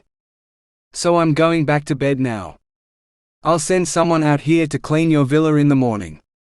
She winced as she stood up. Thanks for the beer and the first aid and the Shakespeare, even if it was on the wall. It's been surreal. Fuck Audra. Why do you always take what I say the wrong way? If a rock star makes you scream, it's a good thing. 'Cause you're enjoying yourself? His eyes seemed to beg her to understand. No one's ever seduced you properly, have they? Fine. I want you to ride my tongue, Audra. I want to thrust my fingers into your pussy and make you come, so I can taste it. And when you do, I want to hear you scream. For joy. Pleasure. What do the blokes in your romance book say? I want to taste you. Well, I do. Audra managed a shaky laugh. Sex isn't like in books, Jay. The only time girls scream is if they're faking it like Penny or if it's rape. Real sex? A bit of grunting, a lot of mess, and that's about it. Life isn't a romance novel and no one comes twice in a night. Not even once most times. Rockstar sex is all that and more, Audra. Twice? Jay stepped closer, close enough to kiss. Even his eyes seemed to draw her in. I'll make you lose count before I even take off my pants. We'll still be going at dawn. Trust me, Audra. I'll make your body sing better than I can. Her knickers weren't just melting, she was afraid they were going to burst into flame. If she didn't take them off first. Every word seemed to warm her insides like melted chocolate. A tiny voice inside told her he was seducing her. Of course he was. And she wanted him to, damn it. Jay, she breathed. His eyes seemed to glow. I bought this place so that you'd be free to make your own choices. Not constrained by someone else's stupid rules. Free to do what you want. I know what I want. Do you? Hell yes. She threw her arms around his neck and kissed him, feeling his hands slide around her back to pull her closer. Only then did he open his mouth, enticing her tongue inside. Like the big bad wolf in a fairy tale, or was it some sort of pig? She didn't care. His tongue caressed hers, an erotic dance that more than hinted at what he wanted to do later. No, not later. Now. He was hard and ready, all she'd have to do is reach down, unzip his pants and… No. Then it'd be over in 5 minutes. He'd talked about dawn and that was hours away. Time to call his bluff. I want you to make me scream for joy, she ventured, feeling ridiculous. You will. He kissed her throat, his lips lingering for just a moment. And fuck. Everything's in the other villa. He closed his eyes as if in pain. From the look of his straining pants zipper, he probably was. "I'll be right back. Please don't go anywhere." When he let her go, Audra's knees folded, and she barely made it back to the couch. Not that she cared. Jay would be back soon, and there'd be no space for anything in her head but him. 50. Cold fear settled into her heart as Audra waited alone in pink tartar, and it wasn't just from the ice numbing her hurts. Giving in to Jay was a mistake which could cost her everything she'd worked for. She'd lose her job just like Penny. Shit, sleeping with him made her no better than Penny. And he'd already fucked Penny. He only said he'd bought the hotel. He could be lying to get her to sleep with him. If he was lying about that, then he was probably lying about his prowess too. He'd turn out to be like the only other boy she'd been with, just a quick fumble in the dark in less time than it took to stuff him into a condom. Oral sex was a fantasy only found in books. No man she'd ever met wanted his mouth anywhere near a girl's lady parts. Jay wouldn't either. He was as full of shit as any other man.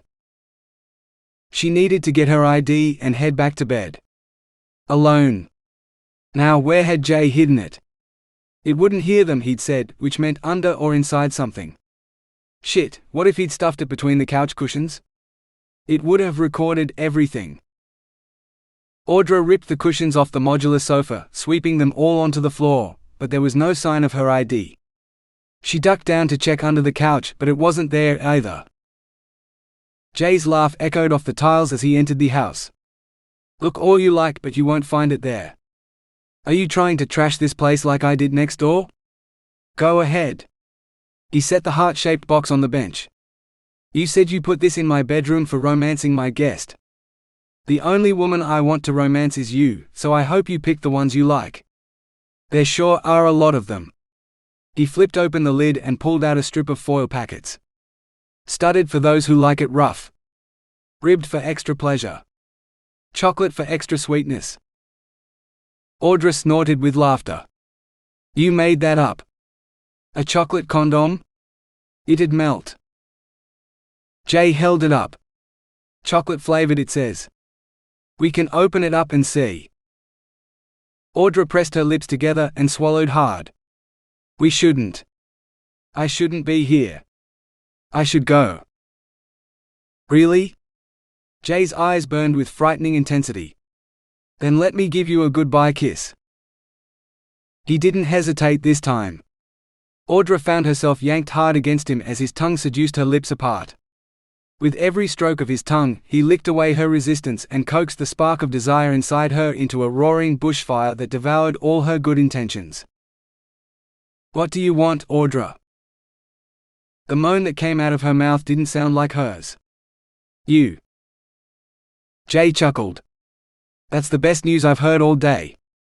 He fished something out of his pocket and slapped it on the table. "That says I'll give you the best orgasm you ever had and you'll beg for more." Audra's gaze followed his pointing finger, and what she saw sliced through her lust like a shark fin gliding across the lagoon. She'd never seen as much cash as the stack of 50s sitting on the bench. "How much is that?" she said faintly. $5,000. Enough to pay for the repairs to her car and buy her the basic DSLR camera she'd seen at the electronics shop in town without touching her savings. "But, Jay, I'm not a prostitute. You can't pay me for sex." He caressed her face. "You're not and I'm not. Fuck. No, that's a bet. You're still not sure, and I get that. You don't think I can give you what you're asking for. That money says I can and I will. I can't match that. I don't have that kind of money, Jay." A hysterical giggle escaped her. "If that's how much it is to hire you for a night, I can't afford you." He silenced her with another searing kiss. "If I can't deliver, you take the money. But if I can, and I know I will, I don't want your money. I've already told you what I want." His hand cupped her breast through her shirt. "When you scream for more, I won't give it to you until you've let me worship these properly. I want all your clothes off so I can taste your tits next." "Deal," she whispered, not believing she was agreeing to this. But she had to. Fuck yes, he groaned. You won't regret this, I swear. Oh, Audra. He swept her up in his arms and strode across the living room to the master bedroom. He set her in the middle of the bed and grabbed a pillow. To her surprise, he slid it under her backside. Why? Audra closed her eyes as he leaned in to kiss her again, this time slow with smoldering passion. For a better angle. You'll see. Or maybe not, but you'll feel it. His hand slid down the back of her pants, cupping her ass cheeks. These have to go. He slid his hands down the backs of her thighs, dragging her shorts and underwear until they garnished her ankles. With shaking hands, Audra reached down to free them and tossed the clothes to the floor. Naked to the waist, she turned her eyes to Jay. You're still dressed?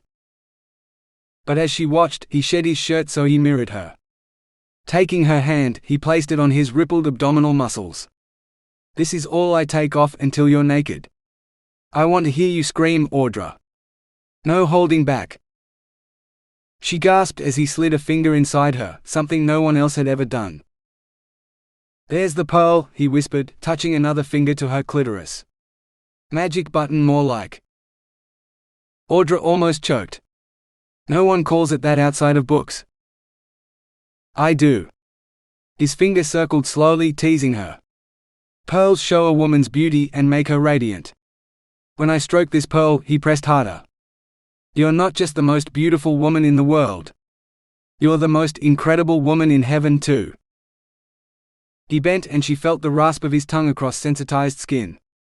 And the sweetest. His tongue danced with her, more intimately than before, swirling her into a storm of sensation as his finger seemed to swell inside her. 1, 2? No, 3 surely. Filling her and thrusting for all the world like the fire hose he kept in his pants. She wanted it. She wanted him.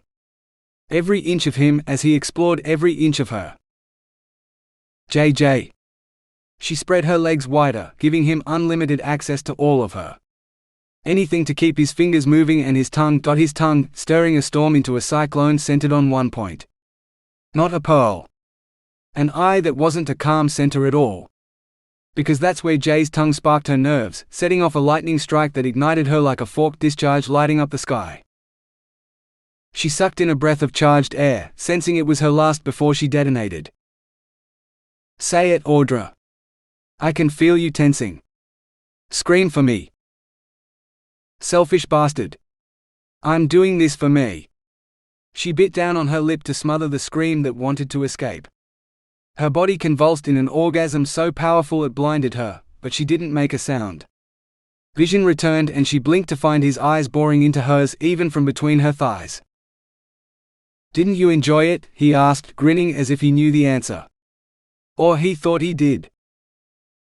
No, Audra replied, forcing her voice to sound normal and not breathless from the ecstasy she hadn't entirely returned to earth from. No. He ran his tongue over her pearl again. Audra sat up, scissoring her legs closed to stop him from tempting her anymore. No. No, I don't want more. Yes, she did. Every cell in her body was screaming for it. She couldn't let him know that though. Lust didn't rule her life. Her head did, and her head said to find her pants and get the hell out of there with her money and her ID. She yanked on her knickers, then her shorts, not caring that her skin was burning for more of his touch.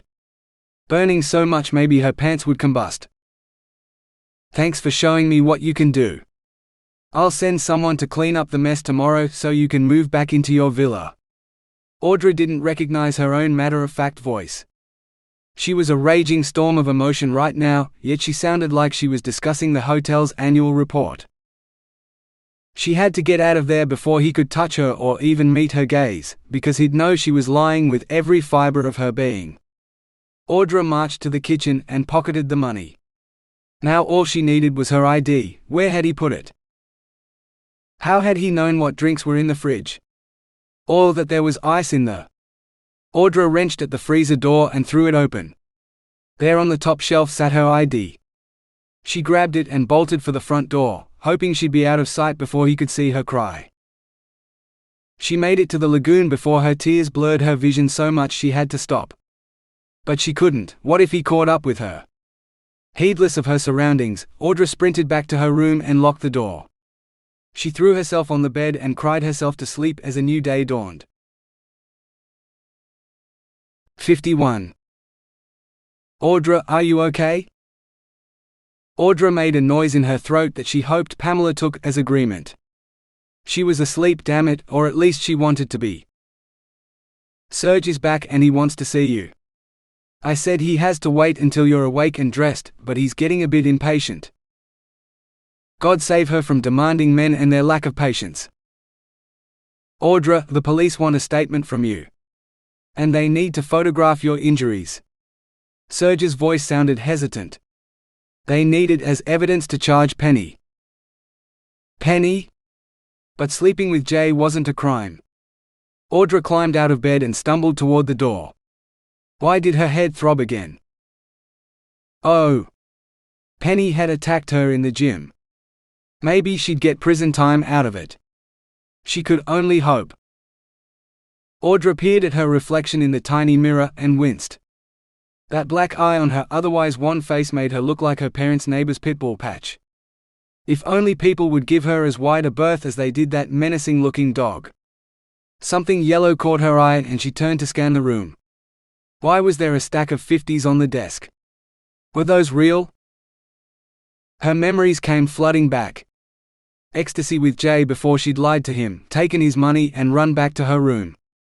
She couldn't let Pamela and Serge see it, she didn't even want to look at it. She should never have taken it. Grabbing an envelope off the desk, she stuffed the money inside and threw the innocuous white packet onto the laminate surface, making it look far cleaner than the dirty money it was. Okay, I'm coming, she called, pulling on clothes as she heard a muffled conversation between Pamela and Serge. Right. Audra threw open the door, only to find Serge standing outside alone. Where's Pamela gone? Serge shrugged. Something about the big conference thing here tomorrow. She has to get all the rooms ready. The hotel's going to be packed all week. His shoulders lifted as he straightened.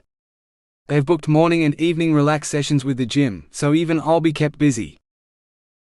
Audra rubbed her eyes. Right. She'd forgotten. That's good. She reached for her toiletry bag. Let me just brush my teeth and freshen up, then I'll be right with you. 5 minutes later, she strode at Serge's side toward the main building. To her surprise, he took her to Dennis' office.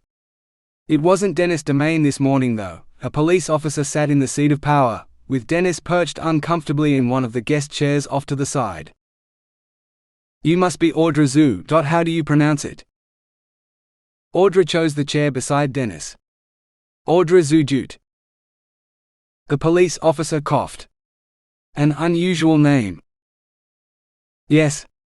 She gazed at him impassively. She was used to police raiding the houses in her parents' neighborhood, or on rare occasions coming to break up her neighbors' domestic disputes. Looking guilty or obeying her instinct to run only made things worse. Miss. Can I call you Audra? Without waiting for a response, he continued, I'm Inspector Burgess. Investigating yesterday's incident here at the hotel.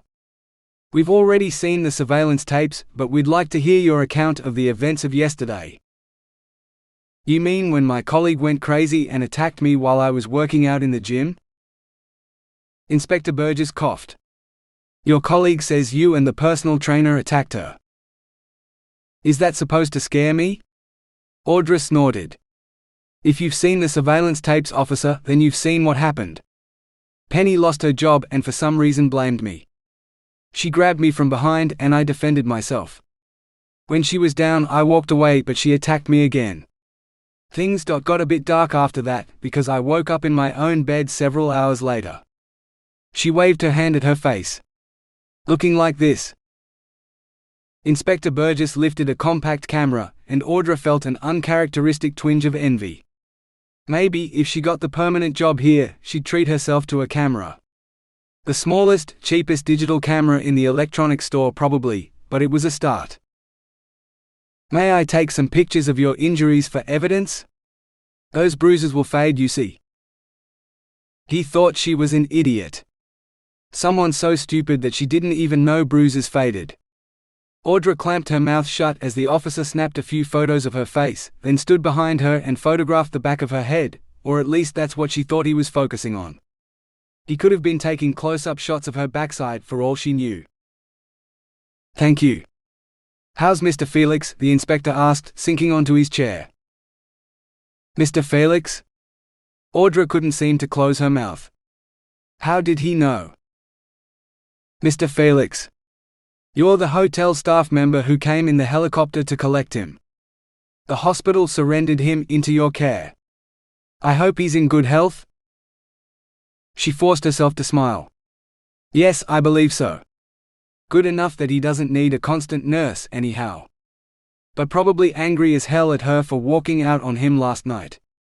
Oh, please don't let the officer pay him a visit today. Or search her room for the money." "Good." Inspector Burgess's smile seemed as insincere as hers. "Well, if that's all you want to know, I have work to do. A whole conference of people arrive tomorrow and we're down a staff member, so that means more work for me." Audra rose and headed out the door. She marched to the laundry room without breaking stride, but once the door closed behind her, her breath whooshed out of her in a huge sigh of relief. She'd never trust the police, not after having grown up where she had. "Come for your uniforms?" Audra whirled around and found herself facing Jackie. "When did you get back?" "This morning with a boatload of laundry and boxes for some conference. Good thing too, seeing as we're one down. How'd you like the pearls?" Jay and his talk of pearls as he drove her to the peak of the best orgasm she'd ever had. She'd remember last night for the rest of her life. Jackie smirked. Dealing with VIPs isn't all it's cracked up to be. "How many did you want to kill?" Audra forced out a laugh. "They make me prefer the hotel. Normal guests are more normal." "Good, because the pearls are mine again now I'm back.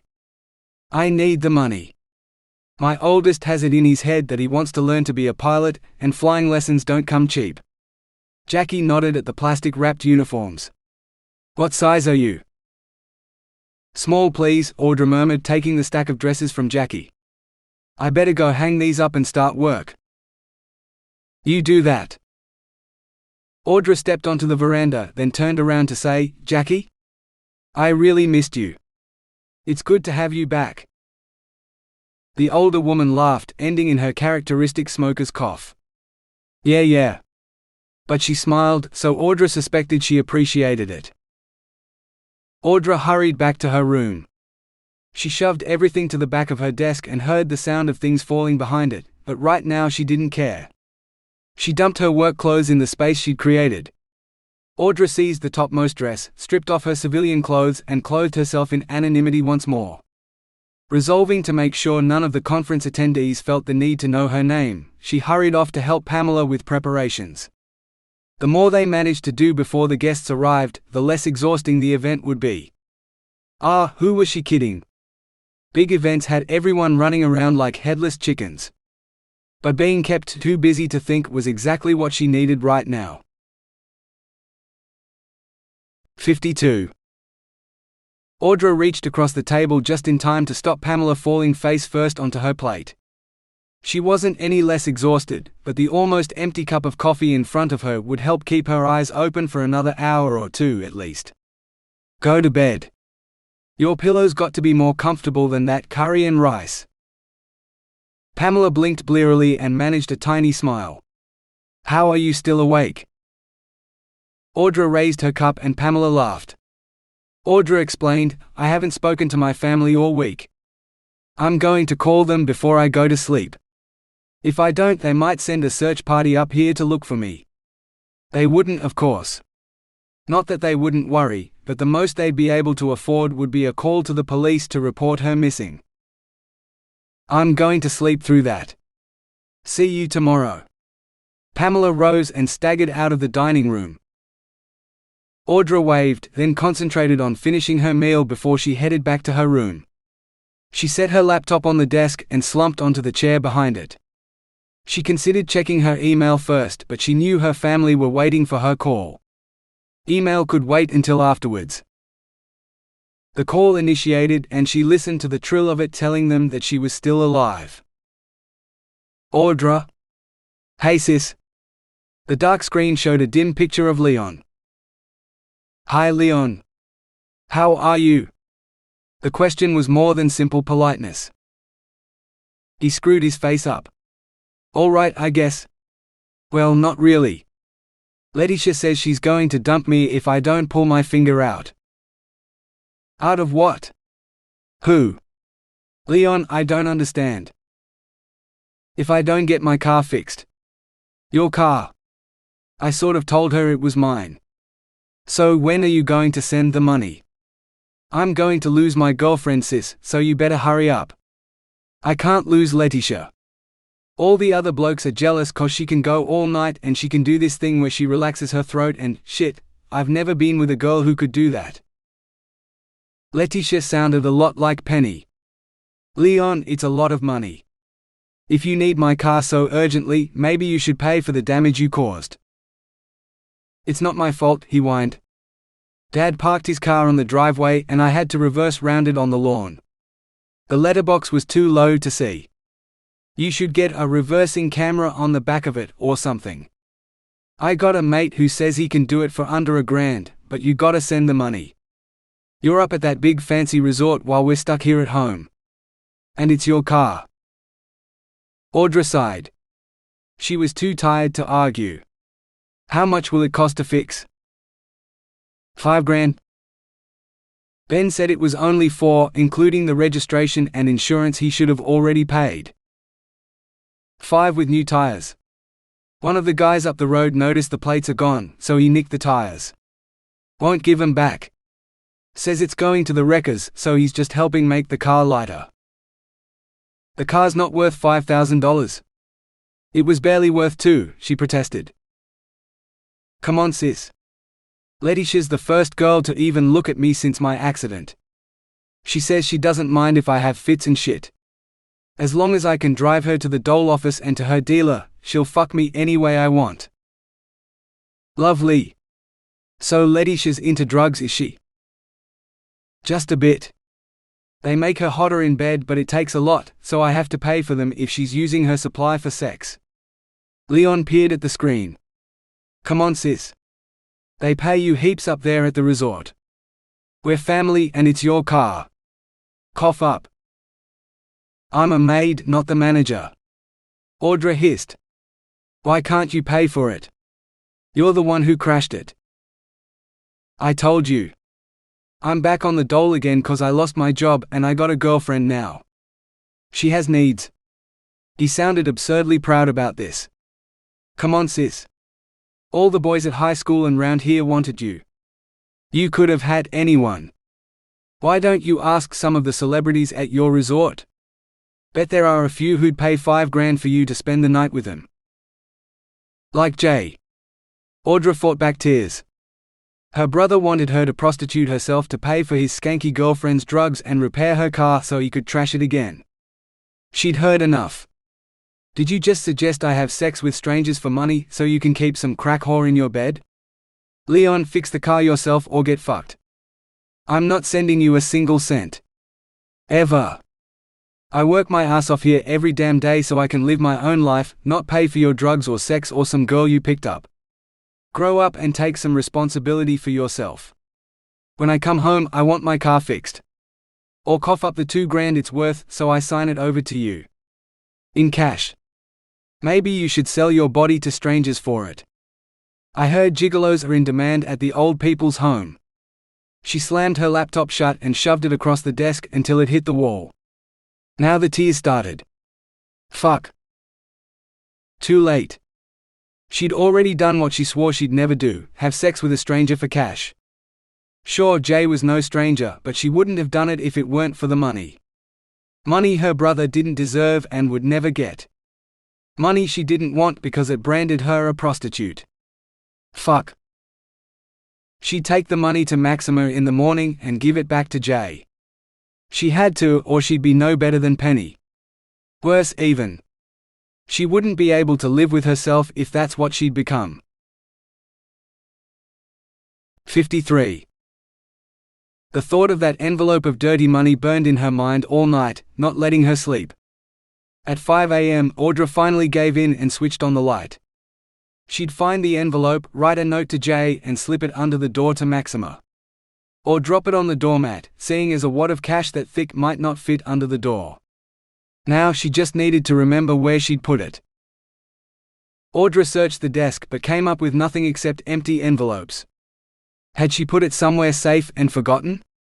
It had been an exhausting week, after all. She checked the cupboard, then her suitcase, her heart sinking further with every moment that passed without finding the money. But she had to. She needed to find it to return it to Jay, or she'd always know she was tainted. No one else knew about it but her, so it had to be here. She repeated her search, shaking out all her clothes before putting them back. Still nothing. Now more than a little frantic, she peered under the furniture, wondering if it had ended up on the floor. Under the bed? Nope. The rubbish bin. Maybe she'd accidentally thrown it out. Pawing through the tissues and other waste brought her failure home to her like nothing else.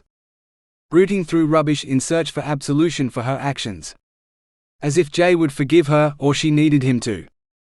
No, she wouldn't ever forgive herself. Eventually, she realized there weren't any envelopes or money in the bin, and her hands were as soiled as the rest of her, if not more.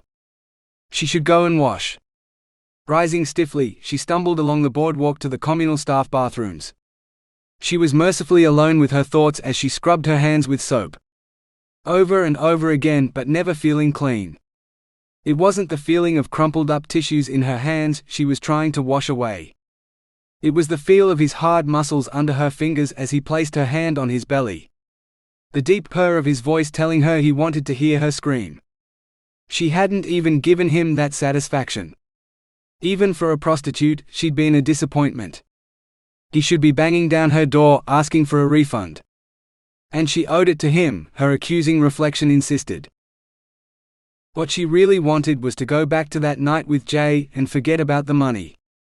To surrender to him utterly for just one night, for that was all it would have been, but one blissful night. A memory she'd treasure for the rest of her life. Now, even the memory of his touch was tainted. He'd bought the hotel, she remembered with a jolt. How could she face him after what she'd done? She couldn't work here during the wet season. She'd run into him again on this tiny island, and every time would be a stab to her heart, knowing that she'd lied to him out of sheer greed. She'd done it for her family, but that didn't excuse her. How in hell could she tell him she'd taken his money over the pleasure he'd promised, so her brother could supply drugs to his crack whore? Real classy. She needed a job in meteorology, somewhere far from here. It was probably too early, but maybe there'd be news about her job application. She'd forgotten to check her email last night, so she should probably rectify that before breakfast. It wasn't like sleep would return to her anytime soon. Better to keep her mind busy. When she settled in front of her laptop, Audra forced herself to breathe deeply. There wouldn't be any good news yet, but she had to hold on to hope now. She scanned through a week's worth of messages, deleting all the advertising until she found one from Leon dated yesterday, telling her to hurry up and send the money already. She stabbed her finger at the touchpad, feeling more than a little satisfaction at deleting that particular message. The remaining ones on the screen moved up and she spotted one she hadn't before, with the tantalizing subject line. Graduate Officer Application. She held her breath as the message downloaded from the server, revealing what was probably just an automatic response, telling her she hadn't been successful or when to give up hope if she hadn't heard from them. But as she started reading, she discovered it was more than a polite rejection letter. They wanted her for an interview in, Audra gulped, 3 days' time. She thought she had a day off then. But she had to contact them to arrange a time. Her fingers ticked frantically over the keyboard, apologizing for being out of phone and email contact, but she'd be available for an interview any time that day. Phone or video call, she added, as she worked at a remote site and travel was difficult to arrange around her present roster. As if she could afford to fly to Melbourne for a job interview. If she found Jay's money and chose not to return it, she could, a nasty voice in her head taunted. Oh, it was her own voice she knew, the same one that seemed fixed on reminding her at every moment that she was a whore for taking the money in the first place. Should have taken the incredible sex for what it was. A tentative knock sounded at the door. Yes? Audra squeaked, then cleared her throat and added in a more normal tone, "Who is it?" She sent the email and turned her eyes to the door. "It's me," said Serge. "I wanted to see how you are this morning. Especially after last night." Audra rose and cracked open the door. "You heard my video call, huh?" He shrugged. "I've been wondering what the going rate is for gigolos who service residents at the retirement home. If it pays better than personal training, I'll have to keep it in mind." Much-needed laughter bubbled up in her throat. "I can just imagine all those little old ladies dying to get their hands on you." Dying's probably the right word. If I give the old girls a heart attack, they might not pay me. Maybe I should stick to what I'm good at." His expression softened. "No matter how bad you feel about what you said, you did the right thing. You deserve to live your own life. Good on you for telling them now, instead of when you're on a much bigger salary. Imagine how much crack you'd be buying for your brother's girlfriend when you're not making beds. Is your brother really dating a crack whore? I didn't think they were allowed to date." She managed a smile. "I doubt it. It's probably just pot. Weed. Or is it ice, the one that makes people stay up all night? Whatever. Not my problem now." She took a deep breath. "About the job I applied for. I heard back from them today." "And? When's the interview?" Audra laughed. "Spoil my news, why don't you?" "In 3 days. I thought they weren't interviewing for months, but I guess I was wrong. They even sent the interview questions so I can adequately prepare, or at least that's what it says." "How do you prepare for an interview?" "Oh, you just get someone to ask them and you make up responses. Practice, I guess. Must be an important job if they think you need to prepare for the questions." "Can you help me with them?" she blurted out, then wished she hadn't. She never asked for favors because then she'd never be disappointed. Like she told her brother, she had to stand on her own 2 feet and not rely on someone else to support her. "Oh, never mind. I shouldn't have asked. I wouldn't know whether to predict sunshine or rain tomorrow if that's what you're asking, but if you want me to put on my best drill sergeant voice that I keep for boot camps and hit you with all the hard questions, I'm your man." Serge winked. "Hey, I still owe you for helping me clean up carnage. Friends help friends dispose of bodies as well as land their dream jobs. What sort of paradise are they planning on sending you to?" "I don't know yet," she admitted. "We don't get assigned a weather station until we've definitely got the job, and there's some training we're supposed to do first, so maybe not even then." "Tell me when." "Any evening this week. We'll take some beers down to the Penguin Jetty, I'll interrogate you until you break and then we'll both drink to dreams." "Tonight then, or maybe tomorrow, depending on how much mess those conference delegates left behind," Audra said. "There's boxes everywhere in one of the seminar rooms where they put all the conference materials together. I heard they were supposed to take everything with them when they left, but I guess someone wasn't listening. I hope the boxes are all empty." "It's a date." Serge headed off whistling. "A date. But whores didn't date. She had to find that money so she could be a normal person again. One who hadn't sold her body and her soul, if she even had one. Who knew?"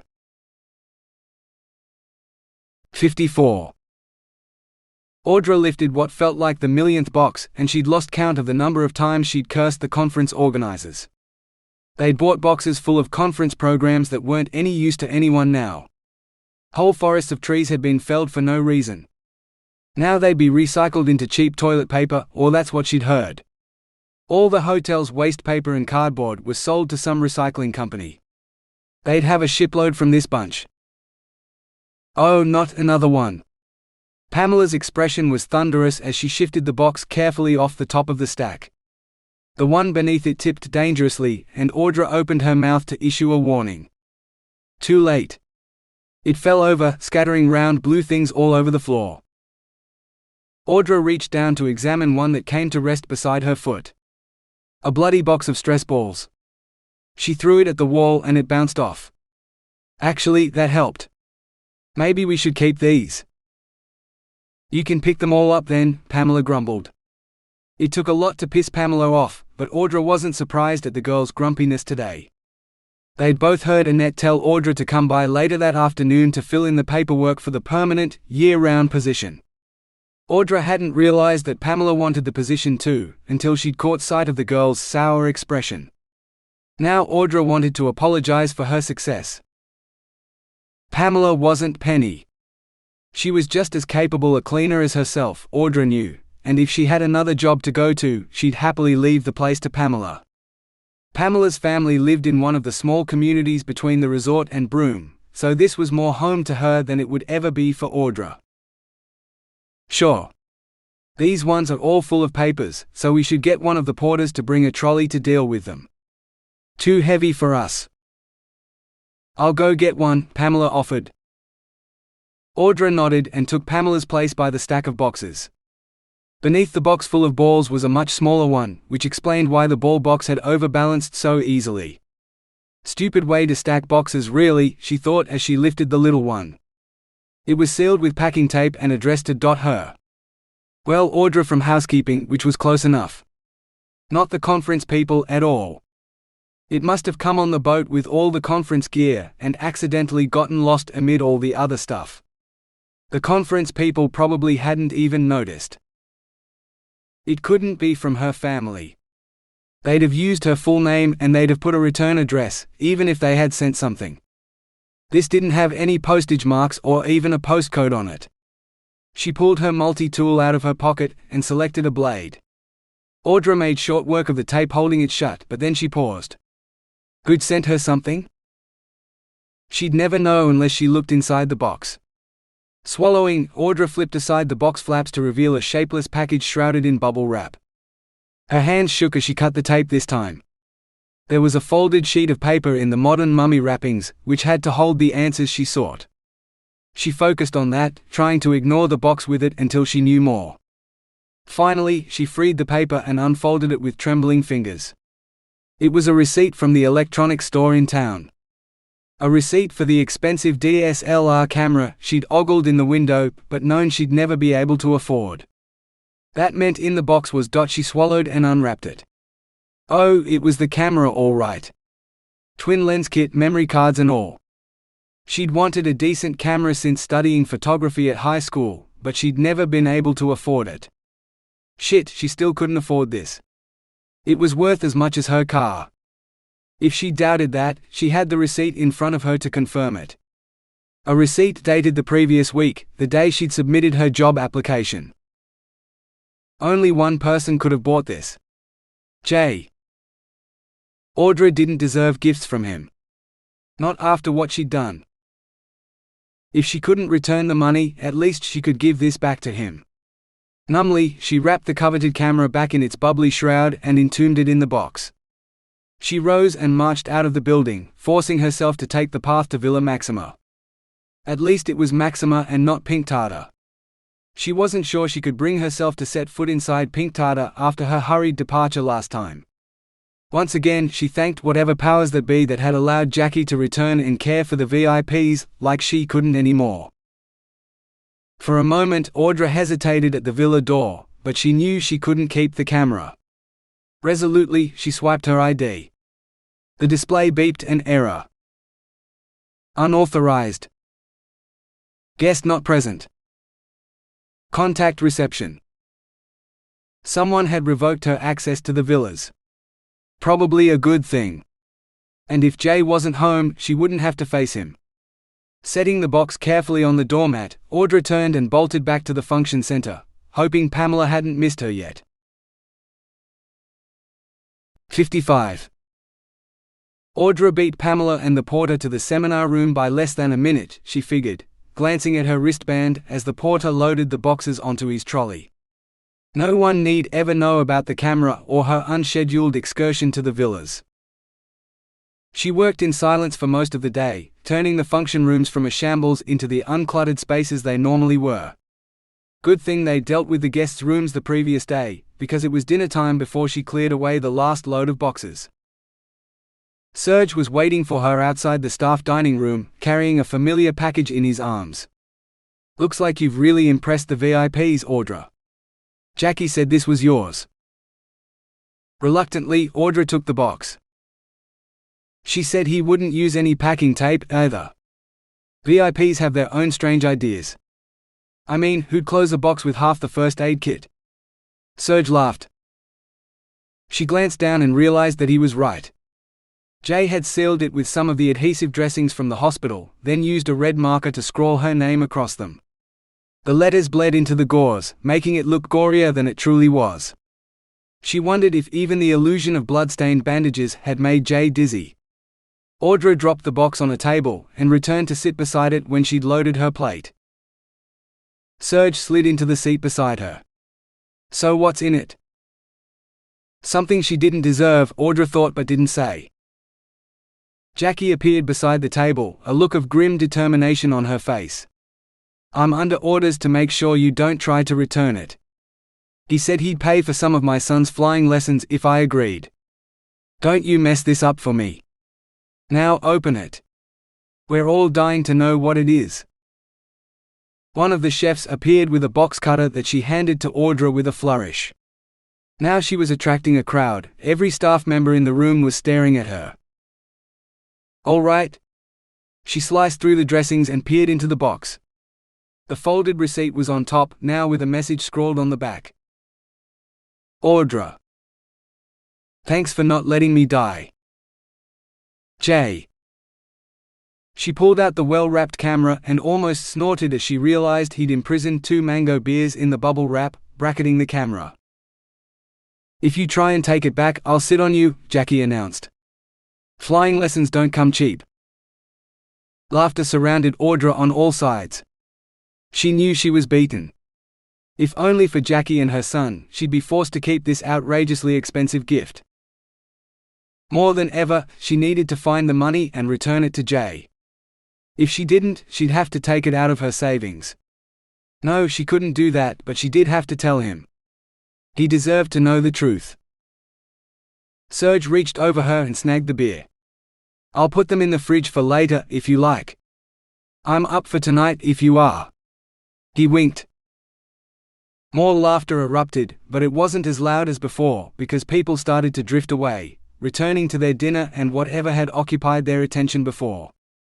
Uneasily, she wolfed down her food so she could leave and stash the camera away where she wouldn't have to look at it anymore.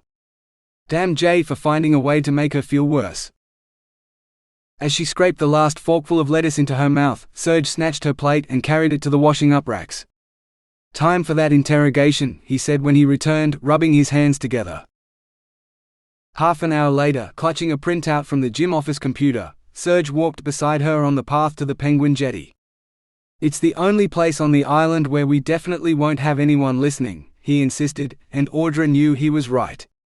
After all, they'd been sitting on the Penguin Jetty when he told her his big secret and, to the best of her knowledge, no one else knew it. Shit, even Jay had thought she had a relationship with the personal trainer. As if any woman could tempt a man who preferred men. She found her gaze drawn to the windows of Maxima as they walked past. Jay sat on the sofa with what looked like a bottle of bourbon in his hand, or something amber anyway. Audra swore she'd take her room apart to find the money on her day off. It had to be there. "You like him, don't you?" Audra met Serge's eyes and then dropped her gaze. "Maybe," she said finally. "He's a good-looking bloke, Jay Felix. Just my type if I was his." Audra sighed. "I wish he was, Serge. But he's a boobs man, or tits as he calls them. He's made it abundantly clear that he's definitely into women and not men." "I bet he is. Don't let them rule your life, Audra." She stared at him. "What? My boobs?" Serge burst out laughing. "Those too, but I meant the hotel management. He's no better than you are. In fact, he probably has no idea that behind those boobs is an amazing woman he has no hope of winning. You and your new camera will be winging their way to paradise and a new job soon enough, and he'll have missed out. You're the only one who's even guessed. Most people think you and I are an item. Please don't say anything. Keep my mouth shut for 3 more days? Sure. Well, unless J. Felix's super sexy gay doppelganger visits the island. Then you're on your own. Audra nodded. That's fair. He wrapped a hand around her arm. I mean it though. The day you quit, go up to his house and ask him to have a drink with you. Audra tugged her arm free. I can't. I just can't. Please, can we talk about something else? Serge pointed at the jetty that extended past Villa Penguin. Get on that jetty, woman, and we can start the interrogation. 56. What do you think is the biggest disadvantage of working at an isolated location? Serge demanded. Audra took a long, slow pull from her beer and lay back on the jetty. Now that she was finishing up her second beer, the timbers didn't feel so hard. It attracts those with a sense of adventure who will never be satisfied with a normal job. Having to rely on your own skills and experience, often without access or even open communication channels to your superior, and defend your decisions later. Working in places most people would kill to visit, let alone live in. Knowing that if you make a mistake, the risks are higher because it's harder for help to reach you, and hence weighing your decisions carefully. You know you're doing a job that someone has to, but you miss those you love back home. Email and phones and video calling can only go so far to alleviate how much you miss being able to touch them. Here at Romance Island Resort, I've seen all of that. I took the job because the location was somewhere I'd never been, and the isolation allowed me to save money because there was nowhere for me to spend it, except on alcohol. It's hard to find the enthusiasm for more than 1 or 2 quiet drinks in the evening because you're still at work, being judged by your colleagues, and if you get drunk you could put everyone in danger. An ambulance took 4 hours to reach a car accident and take the injured driver to hospital. He could have died in that time, and he was lucky to live. I found myself practicing first aid skills I only knew from theory and courses, then later having to assume a level of responsibility I hadn't expected. I have no partner and no children, but I still have family, and my absence affects them too, because where they might have relied on me in the past, now they have to rely on themselves and each other. But in my experience, meeting the challenges of working in an isolated location like a remote island resort makes you more resilient and better able to meet even greater challenges in the future. Even if you don't have a sense of adventure to start with, you soon develop one. It's hard not to. At the end of the workday, just standing out in the dark and looking up at the millions of stars in the sky, it's like no city job anywhere. Serge frowned at the paper in his hand, holding his phone over it to illuminate the words. What would you do if one of your colleagues took the last mango beer and refused to share it with you? Audra sat up. I don't believe that's on the list. Answer the question. Serge barked. If he was both a colleague and a friend who'd paid for the beers, and I'd already drunk half of them, I'd probably wish he'd share it with me. But I wouldn't say so because I've probably drunk more than I should have anyway. Audra drained her beer. Do I get the job? I'd hire you, and I'd send you to one of those adventurous places before looking for a transfer for myself. You make working in the arse end of nowhere sound exciting. Audra laughed. This isn't the backside of anything. This is paradise. That's the beer talking for sure. Cleaning toilets is paradise? Weren't you ready to kill some VIP the other day? He teased. Cleaning toilets in paradise. There's a difference. You know I got the permanent position? Annette's told me today. All I have to do is fill out the paperwork and I'll have a job until the graduate one starts next year. Serge cracked open the beer and raised it. Congratulations. He passed it to her and waited until she had her mouth full before he added, Adams had to let me go. The day of your job interview's my last day. Oh no. Romance Island wouldn't be the same without Serge and his easy humor. It's only a week early. No big deal really. The resort's pretty low on bookings next week, so that's it.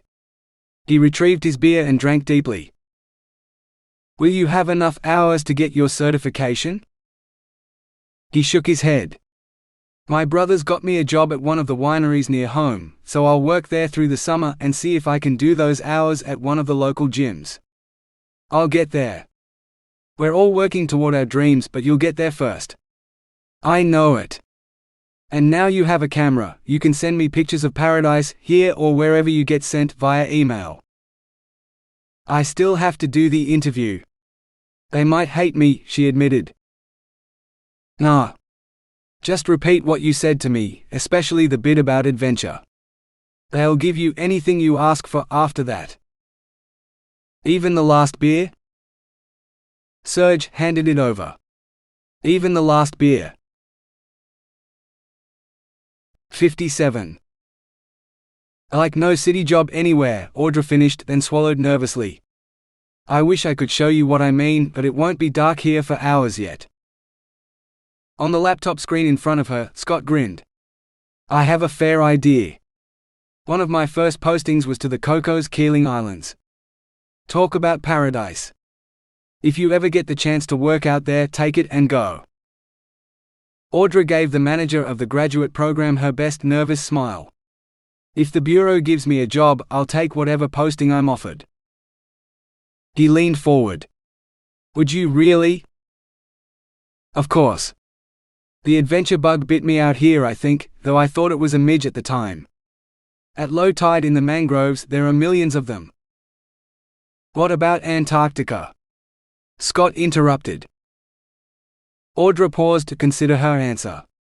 I would say Antarctica is probably the most adventurous and isolated workplace I could think of, she ventured.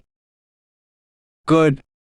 Antarctica's usually somewhere we don't send staff until they have a few years' experience at one of the remote stations, not to mention a year's training here in Melbourne.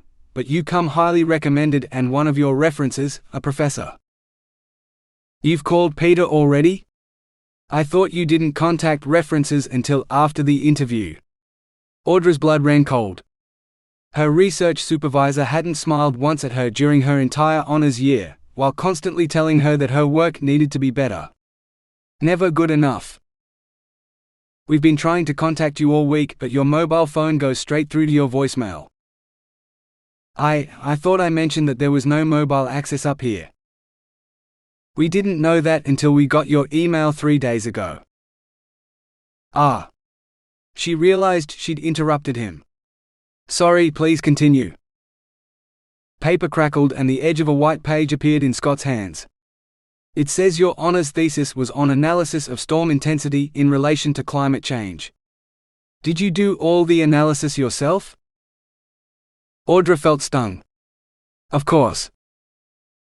We're short a junior meteorologist for this summer's Antarctic field expedition to Dome Argus.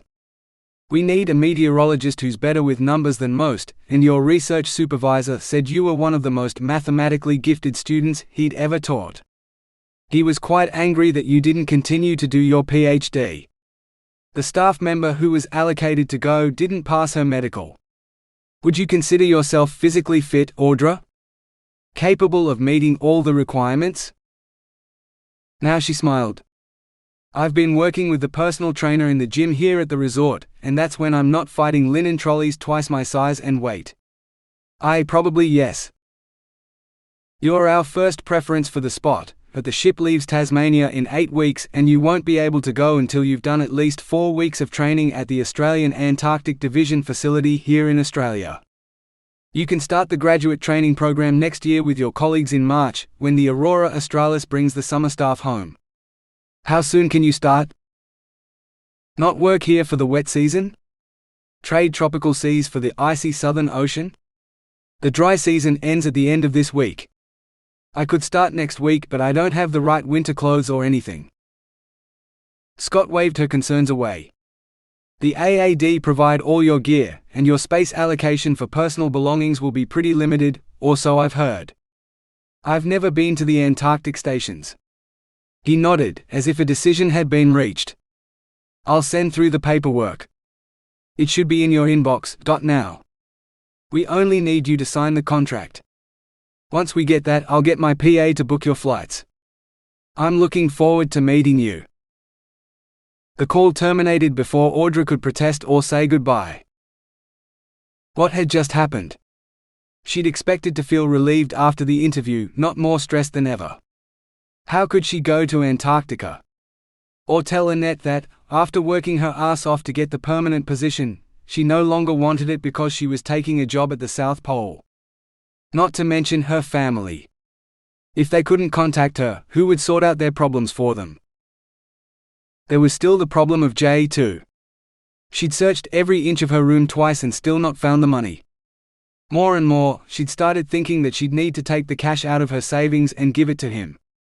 If she took this crazy cold job, she'd earn it back soon enough. In the first month, maybe. Cold comfort, but she didn't deserve any better. A soft tap started at her door. Audra? How did it go? She slammed the laptop shut and rose to let Serge in. Good, I guess. He held up a six-pack of beer. I guess you won't know for a while yet, but let's celebrate anyway. My last day on the island, and to your future job in paradise. Antarctica, she blurted out. They want to send me to Antarctica. This summer. In 8 weeks. He sent through the contract too. It sounded even crazier coming out her mouth than Scott's. Serge laughed softly. Seriously? That is awesome. So in 8 weeks you'll be sending me pictures of penguins. I want to see one of you standing next to an emperor penguin. And you have to tell me what they smell like when you email the photo. I hear they stink. He grabbed her hand. Come on. The tide's out so we can drink on the beach. I'll fight off crabs, sharks and any VIPs who think they can steal you from me. I should have let you buy the beer. You'll be earning triple what you get here at least. Graduates don't get paid that much, she protested. One of my mates is a plumber and he took a job at one of the Antarctic research stations because. He said the pay from 6 months out there is enough for you to holiday for the next year. Danger money, extra pay for the isolation, all your accommodation, food and clothing included, plus overtime because you have to do shift work and it pays extra. He edged toward her laptop. Here, let me show you. He opened it, waited for the computer to come out of hibernation, then typed until he brought up the AAD website. See? Audra saw. It was more than anyone in her family had ever earned, even when her father had worked on a minisite. When she got home, she'd be able to pay for a brand new car in cash. Her stomach twisted. It was too much too far too. You're thinking of turning it down, aren't you? Serge asked. She lifted her shocked gaze to meet his. No, I'll tie you up and fill out the forms for you if you're even thinking about refusing. This is it. Adventure. You living your own life. Your own freedom. This is a dream job, the sort that people fantasize about but never get. Do you know how few people get to visit Antarctica? You're going to get paid to go to the South Pole. It's too much for me. Her voice sounded terribly small and forlorn. Fuck that kind of thinking. It's what you deserve, Audra. Nothing's too much for you. You've taken shit from the dregs of the earth in people like Penny, and you've put up with assholes at the top like the VIPs in the Pearls, when you have every right to be right up there with them. Swear to me you'll take that job. It's not that simple, Serge. He reclined on her bed with his arms folded behind his head. It is. I'm not leaving until you sign that contract and email it off. She swallowed. Could she do this? What if I refuse? He grinned. Then I'm going to the Pearls and I'm going to tell Jay Felix that you've had a crush on his fine ass since high school. Then I'm going to drag him to your room here and… No. Audra shouted, then forced her voice back down to normal. You can't. Please. Sign. And you have to build me a snowman as tall as you are and take a photo of you beside it. You're crazy? So was she, Audra thought, as she opened the email containing her contract. All she had to do was fill out a few lines, add her digital signature, and it was done. It's sent. Serge, what have I done?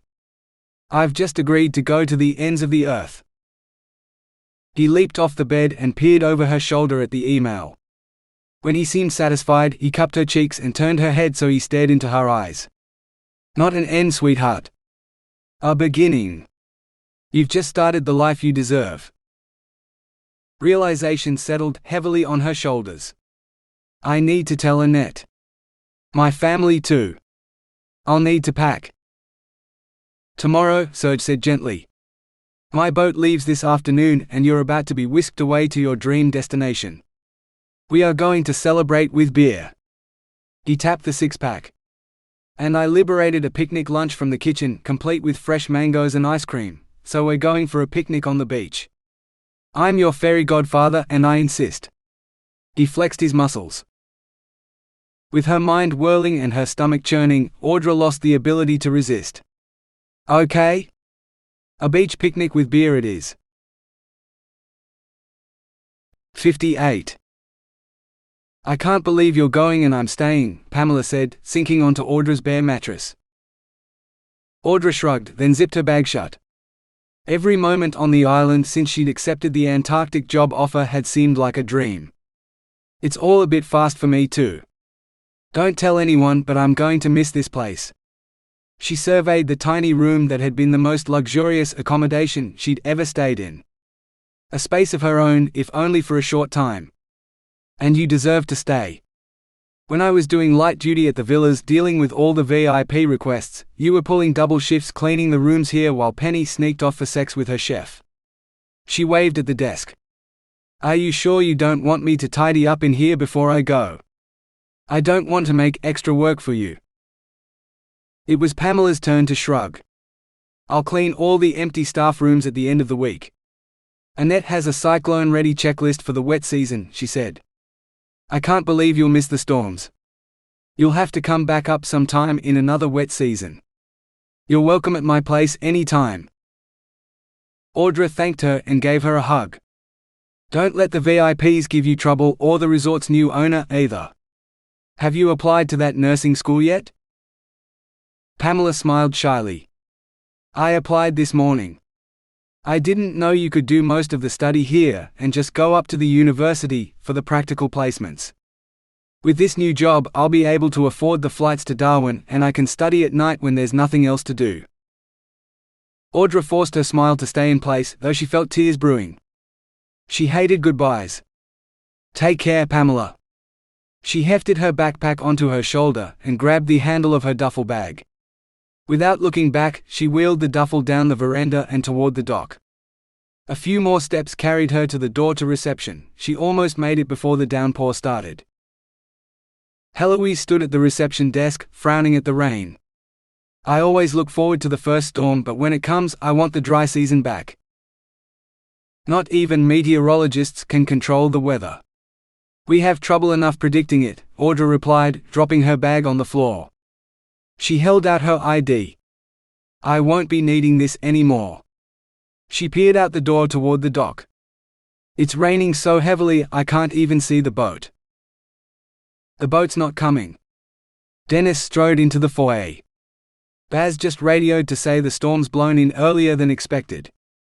The swell's too dangerous. The forecast for clear conditions on Sunday, but it won't be calm before Monday at least. Audra's jaw dropped. But my accommodation's in town. I don't work here anymore. Dennis jerked his head at Heloise. Give her one of the rooms in the main hotel. Ocean view, so she can see the boat coming. And book her a full meal package in the guest's restaurant. He held up a hand to stem Audra's protest. Free of charge. It's not your fault you're stranded. Baz should have brought the boat over earlier. Your flight home doesn't leave until Monday evening, right? Right. But I had a few days planned in Broome for sightseeing. She'd intended to go to the bank and arrange to have a check written for Jay. It would be open on Monday too. Cutting it close though. Better sightseeing here. You can make use of this." Dennis tapped the camera bag that now contained Jay's gift. The bag wasn't new, it had been in the lost property box, snared in a nest of phone charger cables, but it was the perfect size for her camera and the extra lens. "Maybe I will. I guess if I have a whole weekend to kill." First, she'd go back to her old room and clean it properly. Pamela shouldn't have to clean up her mess. Heloise passed her a guest wristband. The waterproof kind that didn't beep, display urgent messages or record her conversations. Room 123. "I can send the porter up with your bags if you like." Audra shrugged her backpack off her shoulder. "Yeah. That'd be nice. Thank you." A flash of lightning illuminated the skylight, drawing Audra's eye. She'd never photographed a thunderstorm before. "Actually, I might go and see if I can get some pictures now." Leaving everything but her camera bag with the porter, she headed outside and dashed through the rain for the first bit of cover, the veranda of the staff accommodation. She waited, her eyes on the sky, but it looked like the storm had discharged its electrical fury already. Sighing, she headed to the communal bathroom for some cleaning supplies. The light in the cupboard had died, so she grabbed a bucket and a bottle of detergent, and took them to the sink to fill them. She needed a cleaning cloth too, so she reached into the cupboard and found a damp cloth. The door to her old room gaped open, already looking deserted. She set the bucket on the desk and dropped the cloth into the hot water. A green streak leaped out of the bucket and smacked into the wall, making her jump. A frog. The little bugger slipped behind the desk. Audra swore. She wouldn't miss the frogs, that was for sure. Had it been hiding in the bucket, or the cloth she'd been holding? Shit, what did it matter? She had to get the bloody thing out of there. Dumping her camera bag on the bare mattress, she dropped to her knees to crawl underneath the desk just in time to see a tiny, green foot disappear between the skirting board and the narrow strip of laminate at the base of the desk. "Little bastard," she muttered, looking for something she could use to pry it out of its crevice. The plastic pen looked like it'd do, so she grabbed that and thrust it into the gap, levering it up to lift the frog out of its hiding spot. A white corner emerged and Audra dropped the pen in surprise. Was that the envelope with Jay's money? Had it slipped behind the desk?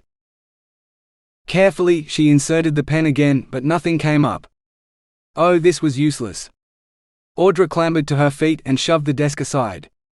The frog made a flying leap for the door and landed with a splat on the veranda.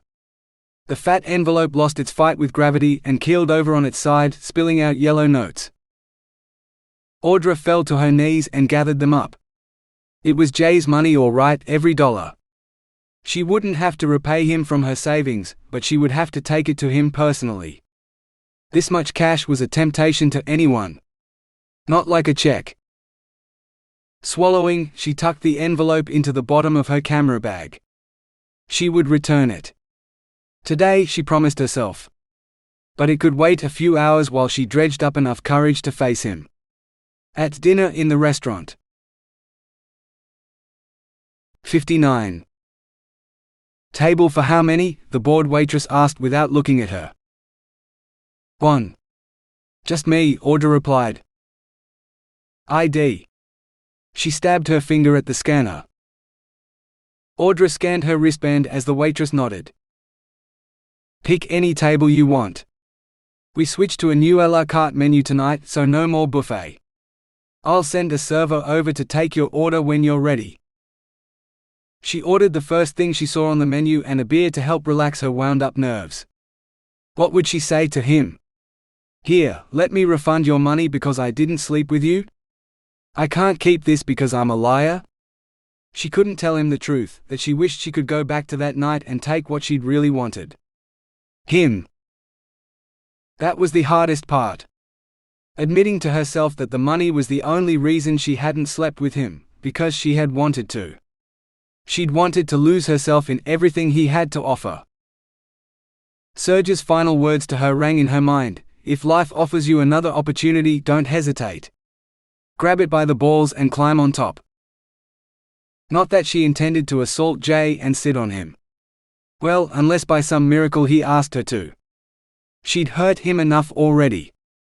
Hadn't she driven him back to drinking bourbon out of the bottle? Her entree arrived and she dug in, barely tasting it as she fixed her gaze on the door.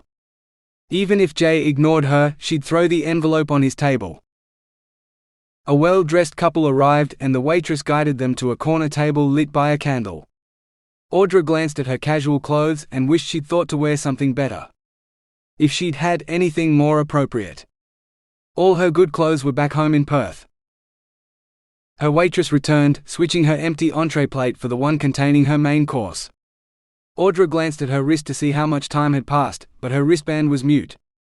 She should have put her watch on, but that was tucked into her backpack in her hotel room. Time didn't matter as much anymore when you weren't working on the clock. Still, she missed knowing. The restaurant wasn't open all night. What if Jay came late or didn't come at all? He didn't eat in the restaurant because he didn't want fans interrupting his meal, she remembered now. Room service only. Shit. She'd have to go up to his villa whether she liked it or not. Suddenly Audra wasn't hungry anymore. She shoved her plate aside and stood up. Throwing her napkin down, she lifted her chin and forced herself to leave the restaurant. The humid evening air didn't clear her head at all. It curled around her in a caress that reminded her of Jay's hands on her.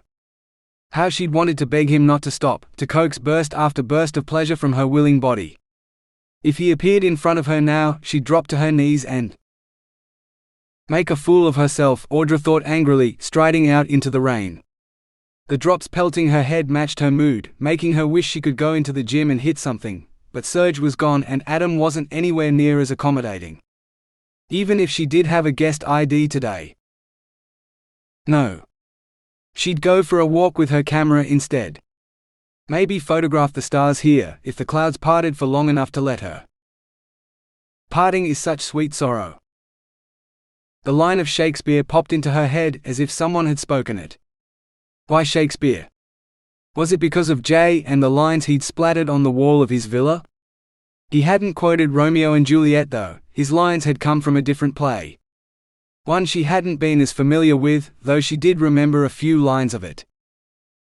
All the world's a stage. And all the men and women merely players. They have their exits and their entrances. And one man in his time plays many parts. She muttered the lines to herself as she strode through the downpour. Why had Jay written that quote? He'd said it explained everything, but it didn't mean a damn thing to her except that it compared life to a play. But life wasn't like fiction. Only romance novels had happily ever after endings. The chapter of her life here had a happy ending, or it would once she left for Antarctica.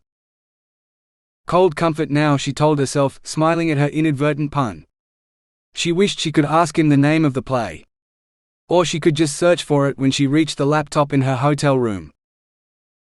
The rain seemed to have stopped. Audra glanced up. No, it hadn't stopped. She had marched her reluctant feet all the way to Villa Maxima, and the light glowing through the frosted glass door told her Jay was inside. Before she could think about the consequences, Audra rapped on the door. Who is it? His deep voice purred. Audra glanced down. Her soaked clothes clung to her as if she'd gone for a swim. This wasn't the way she'd wanted to look when she saw him again. If she reached into her camera bag for the money, her precious camera and the notes would get wet. It's me. Even as the words left her lips, she cursed herself for her stupidity. Audra. She almost added that she was from housekeeping, but she held her tongue. She didn't work here and she wasn't from anywhere right now. She was just plain Audra Zujut, soon to be Audra from Antarctica. The door flew open and Jay stood there, a delighted grin on his face. You finally came. He grabbed her and folded her into a fierce hug, wet clothes and all. Talk about leaving it to the last minute. Audra stiffened. This wasn't how she'd imagined things at all. She struggled out of his embrace. Don't. You'll get wet. His grin turned devilish. I can see you are. His hand slid between her thighs before she could stop him, awaking desires that she tried to ignore. Not wet enough though. We can fix that. He rubbed his hands together. Jay. His name sounded so pleading, so needy on her lips. If she didn't tear her gaze away from his, she was going to drop to her knees and beg for what she didn't deserve. Not from him. Audra swallowed and unzipped her camera bag. "I have something for you." "I have something for you too, but ladies first." The corners of the envelope were crumpled, but she slid it resolutely out from under her camera. "How do you like your present? I wasn't sure what model you wanted, but this was the best I could get at short notice in town." "It's fine, thanks. Better than I would have bought. I haven't really had a chance to use it until today." "Well, better get a good one of us together then." He seized the camera and clamped an arm around her shoulder as he raised it in front of them. "Smile." The flash blinded her. She blinked through the retina burn as Jay flipped the camera around. "Not bad." At least she was smiling, Audra thought. Jay looked like he was posing for a shot with a fan, which he probably was. A fake smile for a photo of a moment that meant nothing to him. "Can I get you to send me a copy? I'll give you my email address later. Afterwards." His grin didn't falter in the slightest. "Fine." She'd wipe it from his face with the envelope. "If you want." Audra wet her lips. "I have a confession to make." She thrust the money at him. "I lied to you." He shrugged, shoving his hands in his pockets. "I know." 60. Rain pattered on the roof as the silence swelled between them. "What do you mean, you know?" Audra asked finally. "I've been with a lot of women. Your body tells me way more than your lips do." Jay's gaze traveled down. "I felt you lose control. Utterly lose it. That's when I knew I'd won the bet. It didn't matter what you said. Your body knew what you wanted, even if your head was a mess. I was in complete control of my actions." Audra snapped. "No, you fucking weren't. You took a blow to the head and a beating, remember? It didn't feel fair, taking advantage of you when you were confused. I figured you'd be back, and here you are." He spread his arms wide. "I admit I was pissed off for a moment when I saw you'd taken the money, but I figured you needed it for something. It's true, isn't it?" Audra bit her lip. "Yeah, I'm a rock star now, but that place in Cottesloe, I shared that shithole with 5 other guys and their occasional girlfriends. The place was falling apart and the landlord wouldn't repair it, not for the dirt cheap rent he charged us. Some days the water at the beach was warmer than what came out of the so-called hot water system. I slept on a mattress on the floor that was so stained it had probably come from a brothel. If it had, the brothel had thrown it out." His eyes bored into hers. "I remember weeks when all I could afford was a packet of instant noodles for dinner. First year uni. First and last year too." He gazed down at the tiles. "I failed everything. All I wanted was to play and drink and smoke and shit. So they kicked me out of uni and I had to move back home, because I couldn't get welfare payments. Unemployment ones instead of student ones. So many times I nearly sold my guitar. I was still living at home when Chaya got our first recording contract. Fuck, I would have done almost anything for a couple $100, let alone $5,000. "I won't," Audra bit out, holding out the envelope. "Now it doesn't matter to me. $5,000 is nothing. I don't need it back, Audra. Keep it. It's a gift, like the camera." She wanted to stamp her foot and scream at him for not listening. "I can't. I'm not a prostitute, Jay." She threw the money at his feet. "No, you've told me that. A few times now." "Fair enough." He stooped to pick up the envelope and dropped it on the hall table. "Right, so are we done with all the talking? I want to bet and I want to claim my winnings." Audra felt more confused than ever. "What winnings?" Jay pointed at her chest. "Fuck, you're torturing me. Those perfect tits. The ones your soaked shirt is sticking to. And those nipples. Quit teasing me and take your shirt off." Her head hurt. None of this made sense. "I came here to apologize and beg you to forgive me, and you're talking about my breasts. Why aren't you mad at me? Jay sighed and reached down to adjust himself. Because I knew you wanted me and I was just waiting for you to come back. Everyone wants me. He flashed the same grin he had for the photograph. The one that didn't reach his eyes. Realization dawned. You're joking. That's a joke. I don't know how many times I've heard you say it, but I just got it. You say it to bait people for a reaction, but then the joke's on them. Because everyone wants Jay Felix the rock star. Not the man who only plays the part. Hence the Shakespeare on the ceiling. Jay's grin finally vanished and he held out his arm. Audra followed his gaze to the tattooed words she'd noticed but never read. Now she did. All the world's a stage. He pointed at her camera. That's a gift for the girl who wouldn't let me die. I left a pub full of girls who thought they owned the rock star. I came back here for a girl who'd seen me at my worst and stayed to listen to the man in a moment of doubt. Audra, not Audrey. In As You Like It, Audrey married a fool. But Jacques stayed alone. He's the one who said we're all players. I don't want to be a fool or alone. I want you. Audra sucked in a breath, not sure what to think anymore. Jay, don't you think? Don't think, he replied. We had a bet. That I'd give you the best orgasm of your life, you'd beg for more, and I'd give it to you after you got your tits out. He groaned. Fuck that wet t-shirt. Quit torturing me. Did I give you the best time of your life? Audra closed her eyes, remembering the heat of his fingers inside her as his tongue sent her soaring to undreamed of heights. No one else had ever come close. She swallowed and nodded. Do you want more? Yes, came the barely audible whisper. Then I've had enough of this fucking shirt. Cheap cotton ripped as Jay yanked hard at her top. Now the front hung free, dangling from one sleeve as it exposed most of her bra. Fuck. With trembling hands, Audra took off what remained of her t-shirt. She should have been shocked or annoyed at the destruction, but she didn't care.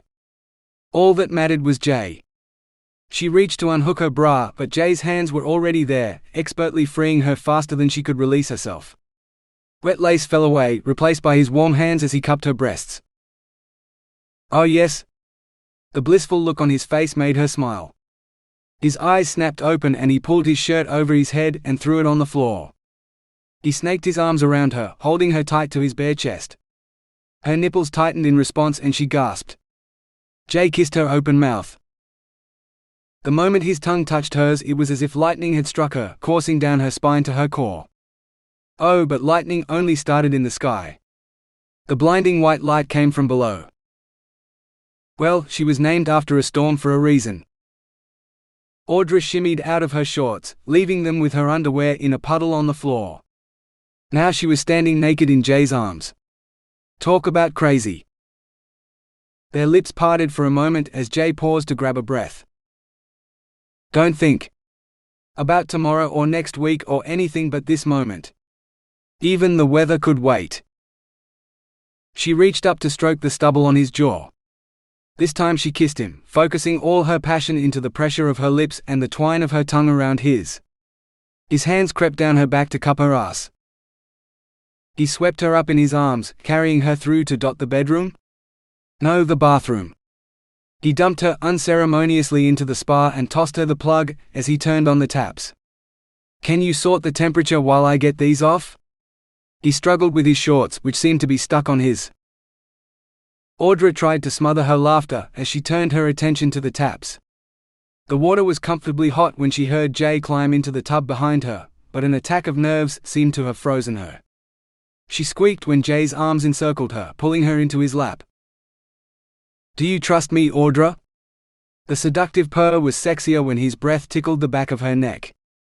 She could feel her insides melting. Trust me to give you the best night of your life?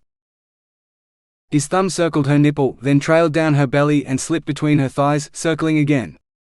He brought her expertly to the edge of a storm front, as if he knew one more well-placed circle would unleash the storm's screaming fury.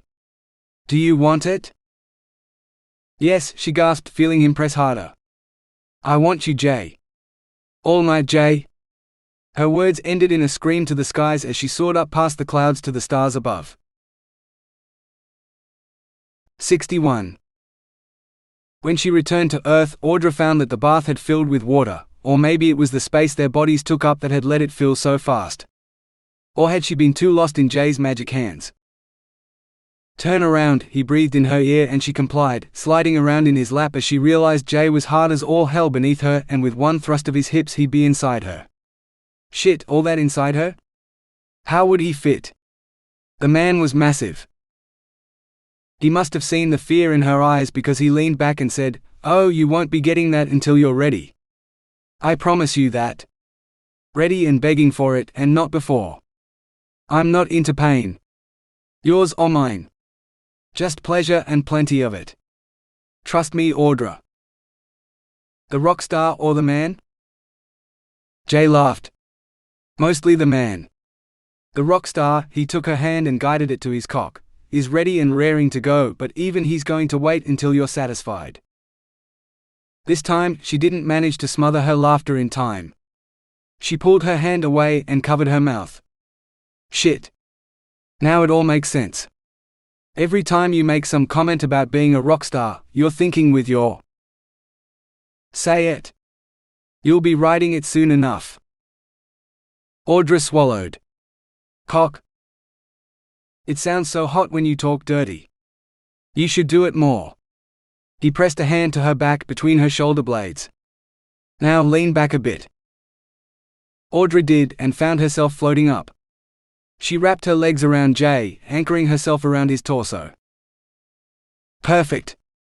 He leaned forward and licked her nipple, sending a jolt right into her core. Oh, you like that? So do I, sweet pink pearls. His teeth grazed sensitive flesh as he sucked her so-called pearl into his mouth. Oh. His tongue tickled as he sucked harder. Desire sparked at his touch and spread like forked lightning, electrifying her breast until he set her heart ablaze. His hair tangled around her fingers as she held him in place. Oh my God, Jay. Told you I was a rock god. Now I bet the second one's sweeter. He caressed her still tingling breast with one hand as he devoured the other. Heat engulfed her chest, racing through her veins to the juncture of her thighs. Jay, I want to feel you inside me. Now. Inside where? His finger traced her lips. Tell me where. Inside my oh. Something warm and hard brushed against her thigh, the lightest touch before it traced a circle around an even more sensitive pearl. Not touching but so close. Here maybe? You know why this is called a pussy? Because if I stroke it just right, I can make you purr. Tell me. A deliberate stroke, hard enough to spark her nerves again. In my pussy. Deep in awe. On command, his long fingers plunged into her, straight at first and then curving around to touch a spot inside her that crackled into life with another fork of internal lightning. His tongue entered the fray and she couldn't think. He'd unleashed another storm and she was helpless before his onslaught. Sobbing, then shrieking his name, Audra's body became a nebulous cloud swirling around the commanding eye that was Jay. When she peeked this time, she swore she saw stars.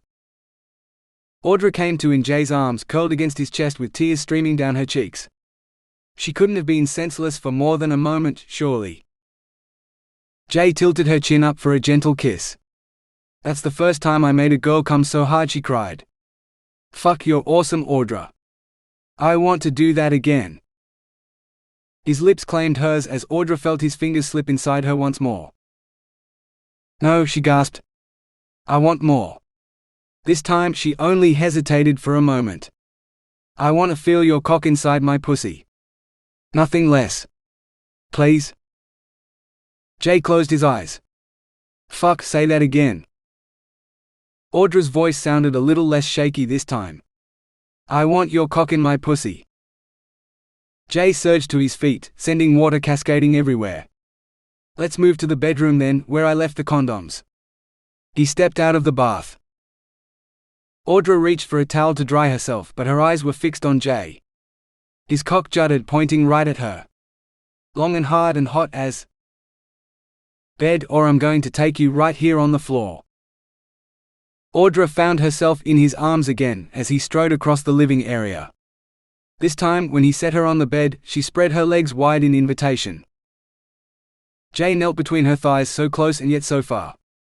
With agonizing slowness, he rolled a condom down his length. "Jay, please," Audra begged. He leaned over to kiss her, and she felt his heated flesh ready to enter her. She held her breath, wanting to savor the feel of his first thrust as he filled her. "Scream for me one more time." His musician's fingers entered her instead, playing a bass line her core responded to with a flood of searing heat. Then his tongue joined in, singing a melody perfectly tuned to send her up a stairway to heaven. The song he played with her body reached a crescendo, and she couldn't help screaming his name not once but over and over until her heaving lungs ran out of air.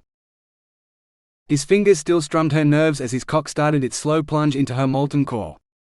He held her thighs firmly as he slid inside, inch by glorious inch, until she wasn't sure whether the heat boiling her blood came from him or her, and she didn't care. Jay's eyes never left hers, watching her until he filled her so completely it was like he'd been made for her. Or she'd been made for him. Made for a rock star. "Don't let me slip out," he whispered as his hands grasped her ass. Audra tightened around him, moaning at the sheer pleasure of having him inside her. Jay leaned back, pulling her with him until he lay on the bed with her sitting astride him. Audra rocked her hips, humming with joy at the feel of him sliding in and out of her. "Fuck yes," he groaned, releasing her to reach for her breasts. "I could come just from watching your tits bounce as you ride me." She drove down hard at his next thrust, meeting every rise of his hips with a dip of her own until the pounding rhythm became as natural as the beat of her thrumming heart. But another storm was brewing inside her, bigger and more powerful than before, already blowing her away with its intensity, though she hadn't reached her peak yet. Jay was close too, she was sure of it. Audra reached for his balls, caressing them delicately as she felt the tightening within. He responded by changing his angle slightly, tipping her over the edge until she flew apart around him, clinging desperately to Jay as the only eye in her swirling cyclone of joy. A warm hand caressed her cheek, and Audra forced her eyes open. "Fuck, we were made for each other, Audra," Jay breathed. "Any time you want an encore, this rock star is all yours."